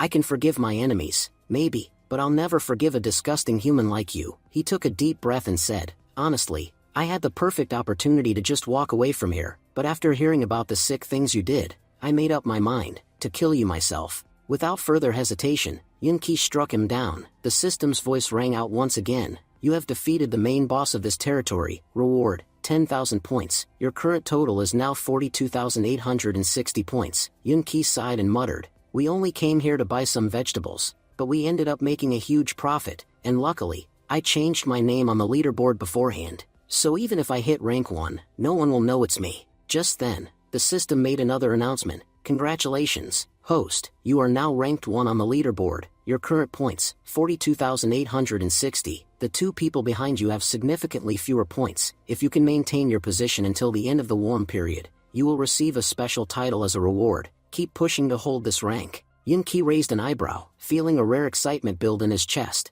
"I don't know why, but being number 1 just feels amazing. It's a different kind of joy." Just then, Lu Xin came running up, telling Yun-Ki that the entire world channel was talking about him. Everyone wanted to know who had managed to surpass even the speaker and the war god. Yun-Ki thought to himself that it wasn't just the world chat. Even within the Apocalypse Walkers group, whispers about the top-ranking player were spreading. Some were even wondering aloud if the mysterious player might be one of their own. But Yun-Ki had no plans to reveal his identity. Publicizing his point total would only bring danger. Keeping his status a secret was the safest choice. Meanwhile, a meeting of the Apocalypse Walkers began. Number 1 addressed the group, saying the warm-up phase would end soon, and none of them could predict what would come afterward. He added that if the number 1 player was one of them, then that person had a responsibility. The entire planet now looked to them as a leader, and a true leader had a duty to protect their people. Yun-Ki silently observed, noting how all the members' identities were strictly confidential. In fact, none of them had revealed their true names. But even so, it was obvious to him that number 1 and number 2 were the speaker and the war god, the two strongest figures in the alliance. He knew both of them ranked either first or second, but who held which position, he couldn't say for sure. What he was sure about, however, was that his presence wasn't a source of hope for them, it was a threat. No matter how inspiring their speeches sounded, deep down, they must have felt disturbed that someone had overtaken them. They wanted to remain humanity's last hope. Now that someone new had claimed the top spot, their grip on the public's faith was slipping. Number 5 tried to lighten the mood, saying that it didn't matter who the top-ranked player was, whether they were from their group or not. As long as someone was working hard and rising through the ranks, it was a good thing for humanity. Then number 6 spoke bluntly. Let me make one thing clear, I'm not a savior. I'm just a regular guy trying to survive. My only priority is to protect myself and my family. I have no interest in saving the world. If being a savior means sacrificing myself or my loved ones, then I'm not noble enough for that. You guys can play heroes if you want. Just leave me out of it. Listening to this, Yun-Ki thought about how number 1 and 2 clearly wanted to be seen as heroes. They were desperate to hold on to power by presenting themselves as humanity's salvation. But there were also members like number 6, people who didn't care about leadership or glory. All they wanted was to survive. Number 2 then spoke up with a bold proposal. He said that all 10 of them had received elite weapons, gear strong enough to outsmart even the system. If they joined forces, they could become an unbeatable army. Not only could they defeat other players, they could take control of the entire game. Survival is just the beginning. If we think big, we could rule. Yun-Ki took in their words, thinking that some of them were merely pretending to be heroes. In reality, they only cared about their own gain. One thing was clear to him, revealing that he was the top-ranked player would be a huge mistake. It would instantly paint a target on his back. Back in the real world, Yun-Ki turned to Lu Xin and told her to stop reading the chat messages. Get ready, we're leaving soon. Lu Xin asked where they were going. She pointed out that the village was completely deserted,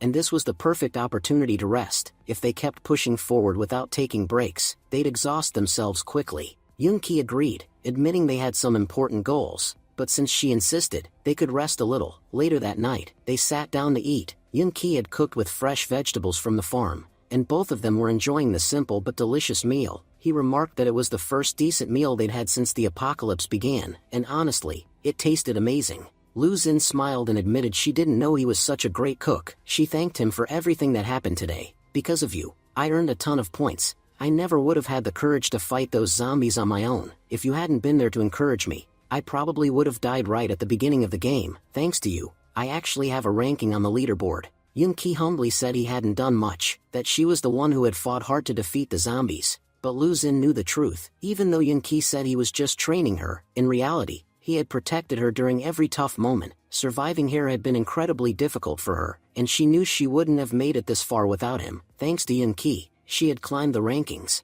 Being with him felt like a blessing. As they stood up again, Lu Xin sighed, saying she was completely exhausted. Since they finally had a bit of free time, and there was no telling if they'd get another chance, she decided to go take a shower. Yun-Ki responded, saying he could understand her relief, but raised an eyebrow as he asked if she was seriously talking about showering, right in front of a young man. Didn't she feel even a little nervous that he might try something? Blushing slightly, Lu Xin replied that, to be honest, she didn't feel scared of him at all, and considering the ongoing apocalypse, where zombies could ambush them at any time, she reasoned that having two people in the shower together might actually be safer, and besides, even if he tried something, she wouldn't necessarily stop him. Yun-Ki quickly brushed it off, telling her to go ahead without him. He didn't need a shower right now. Lu Xin pouted and asked if he was getting shy. Yun-Ki denied it, saying that if anything, he was actually planning to reward Dolly for all the help he'd given them today, by personally giving him a bath. Turning to Dolly, he asked if he wanted to join him. Irritated, Lu Xin snapped that with behavior like his, he'd probably stay single for the rest of his life. Watching her walk off, Yoon-ki thought to himself that it wasn't that he lacked desire, but in such a critical and dangerous time, wasting energy on trivial things felt incredibly foolish. Besides, he figured Lu Xin had probably been joking. As far as he knew her, she was a pretty shy person. There was no way she'd actually mean something like that. Meanwhile, as she showered, Lu Xin's mind wandered. In less than a day, their entire lives had changed. She'd lost her parents, her home, and she had no idea what tomorrow might bring. Still, she considered herself lucky, at least in the sense that she had met Yoon-ki during the apocalypse. Without him, she probably wouldn't have survived this far. But there was something else about Yoon-ki that she couldn't ignore. He always acted cold around her. It was like he had zero interest. Honestly, no one had ever behaved so indifferently toward her. She used to be the goddess of her school and admired at her office too, so she knew the problem wasn't her. Now she wanted to test it. Was he really not interested in her at all? 10 minutes later, Lu Xin stepped out of the shower, dried and changed. She called out to Yoon-ki, saying she was done and asked if he wanted to go next. But when she looked around, she saw that Yoon-ki had fallen asleep, curled up next to Dolly. Lu Xin stared in disbelief. This guy really was something else. At this rate, he'd probably end up spending his entire life with a dog. The scene then shifted to 4 a.m. Noticing the lights were on, Lu Xin asked aloud if Yoon-ki had already woken up. As she stepped out, she saw him up and moving. "Yoon-ki, it's only 4 in the morning. Why are you up so early?" Yoon-ki looked over and said, "Finally, you're up too. Hurry up and come help me." Lu Xin, confused, asked what exactly he was packing for. Yoon-ki explained that the mission they came here for was already done, and today, they were heading to the capital. Shocked, Lu Xin asked if he had lost his mind. She pointed out that they had tons of supplies at the farm. They could survive for a long time here, and the place was incredibly safe. Leaving all of that behind, especially for the capital, a place full of unknown threats and crowded with people, was incredibly dangerous. Yoon-ki calmly agreed that the capital had a massive population, but he told her he'd already thought it through. He had 3 reasons for going. First, while the farm was safe, the supplies wouldn't last more than a month. After that, they'd have to leave anyway. Second, the official game hadn't even started yet. There were still 6 hours left. Everything they'd seen so far was just a warm-up. No one could predict what might happen once the real game began. He could already guarantee that once the other players arrived, things would get ugly fast. Staying here after that would be a foolish move. And third, his family was in the capital. Whether he lived or died, he needed to check if they were safe. Since receiving the sword artifact, he hadn't been able to contact his sister. His family had given him their most powerful artifact. He had no idea if they were still okay. He had to find out how they managed to get that equipment, and figure out what the hell was really happening in this world. Lu Xin was stunned. She asked if Yoon-ki's home was really in the capital. Only the super rich lived there. Was he some kind of rich gangmaster who'd been living a double life? And if she ended up going home with him, wouldn't his wealthy fiancé have a serious problem with her? Panicking, she muttered that she was already in too deep. His fiancé would probably plot 1,000 ways to get rid of her. Yoon-ki listened silently, thinking how scary Lu Xin's imagination could be. If she ever wrote a novel, she could probably churn out 100 chapters without breaking a sweat. Still, everything she guessed was true. He was from a wealthy family. And yes, he did have a rich fiancé, one he didn't particularly like, but she'd definitely caused trouble for Lu Xin. Finally, he spoke up. "Lu Jin, stop overthinking and get over here. Help me finish packing. We need to leave before the game officially begins." Later, they had finished packing and making final preparations. Yoon-ki stated that they were finally ready to leave. They had enough rations and water to last for a while, and all the equipment needed to set up camp was secured. Yoon-ki even mentioned that he had loaded his motorcycle into the car, explaining that it often came in handy during combat. In an emergency, it could be a critical tool for escape. Everything was now ready. With just an hour left before the official start of the game, Yoon-ki urged that they should head out immediately. But just as they were about to depart, a system pop-up appeared before them. The system addressed the NPCs directly, acknowledging their exceptional performance and ability to survive thus far. It stated that their capabilities had been proven, but also announced a major update to the game's rules. Lu Xin, stunned, wondered aloud what kind of new rule could possibly be introduced now. Yoon-ki felt a sinking dread, thinking to himself that whatever was coming next wouldn't be good. The system declared that from this moment on, all players could join a faction. There were now 2 factions available within the game, the player faction and the human faction. Yoon-ki commented skeptically that the game was clearly setting up another trap. The system continued, explaining that only 10 out of every 100 NPCs would be allowed to join the player faction. If more than 10 NPCs tried to join, selection would be based on who had the highest points. Joining the player faction came with enticing rewards. Instead of earning minor points by defeating monsters, members of this faction would receive the full points of any NPC they eliminated. Yun-Ki was deeply disturbed by this development. He realized with horror that if killing other NPCs rewarded points, then the biggest threat to humanity wouldn't be the monsters anymore, it would be humans themselves. He turned to Lu Xun and said that the game had pulled off a dangerously clever move. Survival had just become far more difficult. But then, he noticed something strange. Lu Xun seemed completely out of it, as if lost in another world. Meanwhile, Lu Xun slowly opened her eyes. Confused, she asked aloud where she was and why she couldn't see Yun-Ki. Suddenly, a hand rested gently on her shoulder. Before her stood a radiant angelic figure who introduced herself as the successor of Light. She told Lu Xun she had been waiting for her arrival for a long time. Still in shock, Lu Xun asked who she was and how she knew her. The angel replied that she was the goddess of light, a divine entity known only to a rare few within the Apocalypse game. She explained that Lu Xun carried pure holy power granted by the world itself, essentially making her a vessel of the goddess, an incarnation of her will. The angel urged Lu Xun to join the player faction. The Temple of Light was waiting for her. Darkness was spreading across the world, and only light had the power to destroy it. And that light, the angel said, resided within Lu Xun. Only she had the strength to save humanity. Lu Xun hesitated, unsure if she truly had the power to protect her people. She pointed out that joining the player faction meant betraying those very people. The angel acknowledged her doubts and said that many heroes never stand in the spotlight. Some work from the shadows, and Lu Xun was meant to be one of them. Even if the world saw her as a traitor, her actions would bring light to all. The angel left her with a question. Was she ready to take on the responsibility of saving humanity? The fate of the world now rested in her hands. Suddenly, Lu Xun snapped back to reality. Yun-Ki called out to her, concerned, asking where she had drifted off to and why she wasn't responding. Lu Xun apologized, saying, "Sorry, I got a little distracted." Lu Xun says, "By the way, Yun-Chi, the system is saying we can join the player faction as well." Hearing this, Yun-Ki slammed the brakes on his car. He turned to Lu Xun and asked sharply, "You're not planning to join the player faction, are you?" Panicking, Lu Xun quickly replied, "No, I'd never do that. Because of those damned players, I lost my parents. So many innocent people died because of them. I'd rather die than ever join our enemies." But then, Lu Xun remembered the words of the Angel of Light. She thought to herself, "An angel appeared before me. I can't believe someone like that would lie to me. Maybe I should test Yun-Ki. Let's see what decision he would make." She asked him, "If you had the choice, would you ever join the player faction?"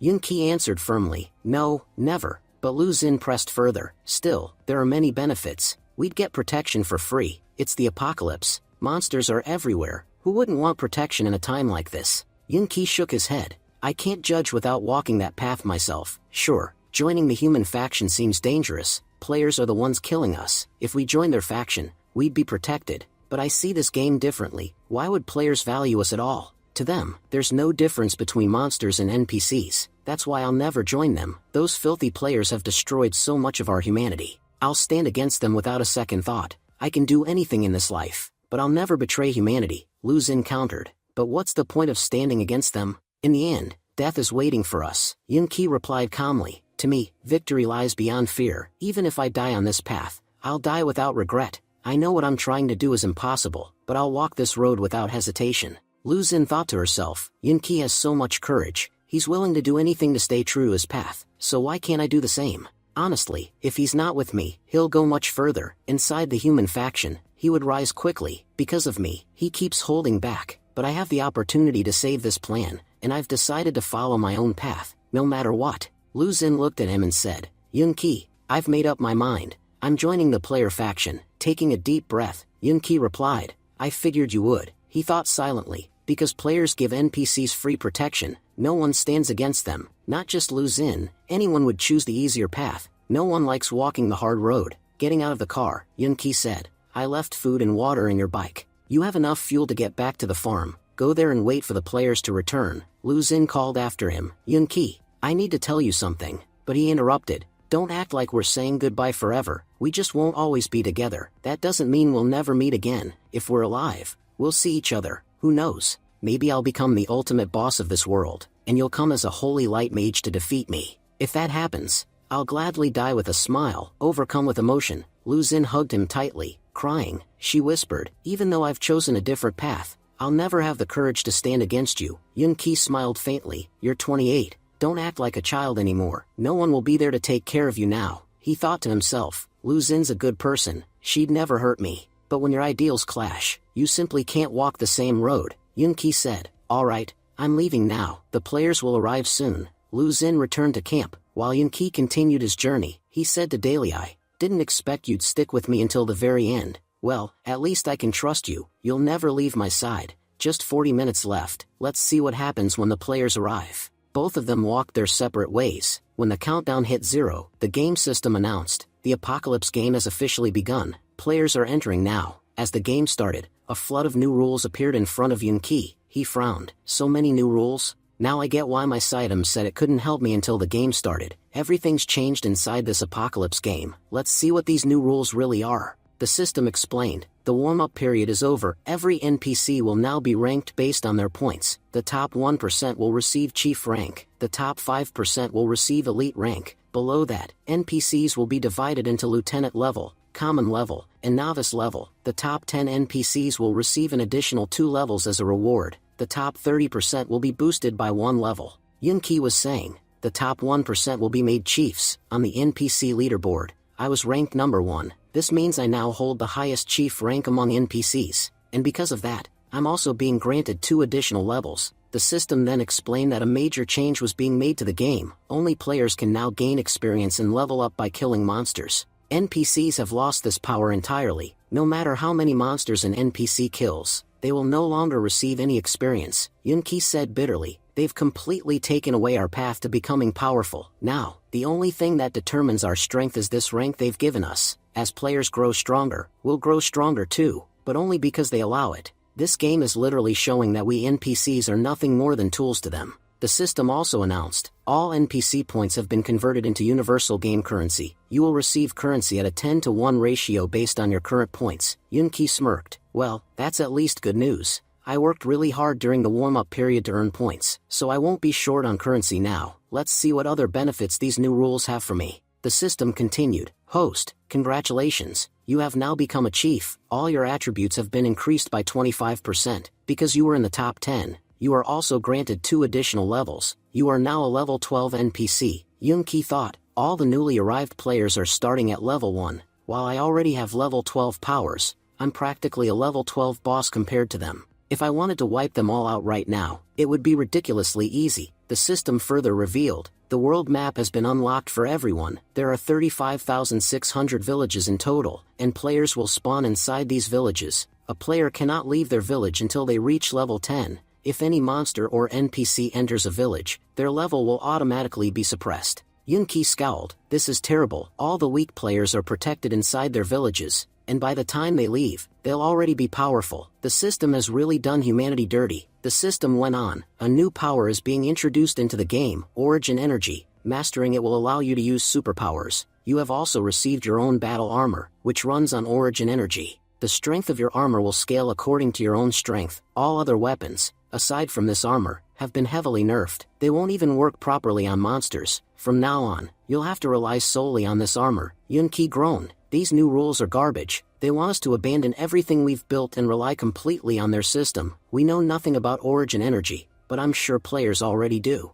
With this power, they'll easily dominate us in any fight. Just then, a lot of people started talking on the World Channel. Yunqi asked, what's going on here? Why is everyone suddenly talking in the World Channel? And what do they mean by saying some big shot betrayed humanity? Someone messaged, all of us common NPCs were ready to fight against the players because we had leaders to guide us. But now Yuan Jin, the speaker of the Alliance, has betrayed us and joined the player faction. When the God of War tried to confront him about it, he refused to even talk. Now Yuan Jin and a few men have now gone to Zhengdu to fight the God of War. Another voice said, humanity has no hope left. Our own heroes are fighting each other. Yunqi was shocked. What? The 2 biggest figures of humanity are fighting each other? Things in Zhengdu were already bad enough, but now Yuan Jin has completely ruined everything. Still, I have no time to deal with this mess. I need to study these new rules carefully and figure out how to turn them to my advantage. Then the system announced again, host, congratulations. Because you were ranked number 1 on the points leaderboard, you have received the title Peerless. This title increases all your attributes by an additional 25%. You can now use Divine Armory more easily and issue quests to both players and NPCs. Anyone who accepts your quests will receive bonus experience and extra coins. You are currently level 10, so your title is at level 1. When you reach level 20, your title will upgrade to level 2, every 10 levels. Your title will level up again, up to a maximum of level 9. Yunki said excitedly, because I ranked number 1, I received an amazing reward. I have a title that no one else in the entire game possesses. Even if my level is the same as others, my power will still be far greater. On top of that, my Ghost Knight class is incredible. It gives me extra rewards every time I level up. With these advantages, every level up will make me much stronger. Now I finally understand why everyone wanted to stay on top. Being at the top is a whole different game. Wait a second, what exactly is this divine armory? This is the first time I've heard of it. While Yunki was examining everything, a group of people appeared in front of him, blocking the road. One of them shouted, "Hey kid, get out of your car right now. If you don't, things won't end well for you." Yunki thought to himself, the outfits they're wearing, is this what they call battle armor? I have to admit, it looks pretty cool. Let's see just how impressive it really is. The system then notified him, "Host, you can customize your own battle armor." Yunki smirked, "If that's the case, I'll make mine look absolutely terrifying." As he thought this, battle armor instantly materialized over his entire body. The men burst out laughing, "You're such an idiot. You've equipped heavy armor, which will slow you down a lot." Another man added mockingly, "Boss, this guy must be insane, putting on such heavy armor right in front of us." "No matter, he's just made things easier. We'll kill him quickly and take his car." Yunki glared at them, "Aren't you ashamed? Humanity is already facing a crisis, and you're robbing your own people?" The men sneered, "Ashamed? Of what? The leader we used to follow teamed up with the players, so now we can do whatever we want. In this world, only power matters. And right now, we're the ones with power." But before they could act, Yunki punched one of them square in the face, killing him instantly. The others panicked. "Boss, are you okay? You dare hit our boss?" Yunki replied coldly, "Weren't you the ones who just said that those with power can do whatever they want in this world? I'm simply following your logic, and since I have the power, I'll destroy every single one of you." The system chimed in, "Host, you have killed a level 8 NPC. You are awarded 1 armory tech point." Yunki thought, "Armory tech points? What's that?" The system explained, "The divine armory is unique to you. No one else in the game has it. To strengthen it, you receive tech points. Using these points, you can upgrade your armor and weapons to make them far more powerful." Yunki grinned, "This divine armory is incredible. Out of all the rewards I've ever gotten, this one is by far the best. It's going to benefit me immensely in the future. Since NPCs can't level up anymore, I'll power up my weapons instead and still fight on equal footing." Because of his Ghost Knight class, Yunki's attack power was multiplied tenfold. The remaining thugs charged forward to attack him. They shouted, "You may have killed our boss with a sneak attack, but you won't do the same to us." Yunki responded calmly, "Your tech points, they're coming straight to me." He sent Dalei, his undead companion, charging ahead. Dalei instantly tore apart one of the attackers. The second thug gasped in shock, "How is this possible? How can a mere dog be so strong it can even rip through our armor?" Yunki praised, "Good job, Dalei." He then realized, "My undead scale with my own level, that means Dalei is also level 12, and these guys can't handle a level 12 monster." Dalei continued forward, killing the other men with ease. The third thug tried to run, panicking, "These guys are monsters. We picked the wrong target today." But Yunki stopped him cold, "What's wrong? Weren't you here to kill me? Where are you running now?" With a single strike, Yunki finished him off as well. The system reported, "Host, you have killed 3 more enemies. You are awarded 3 tech points. After applying your 10x class multiplier, you now have 30 tech points." Yunki thought proudly, 30 points already. I can use these to level up my armor even more. Having a unique power like this is insanely cool. Suddenly, a voice from behind called out, "NPC, you're really strong. Honestly, I didn't think NPC in this world could be this powerful." Yunki turned around and saw a girl sitting on his car. Yunki demanded, "Who are you, and why are you here?" What happens next will be revealed in the next episode. Thank you for watching and stay tuned.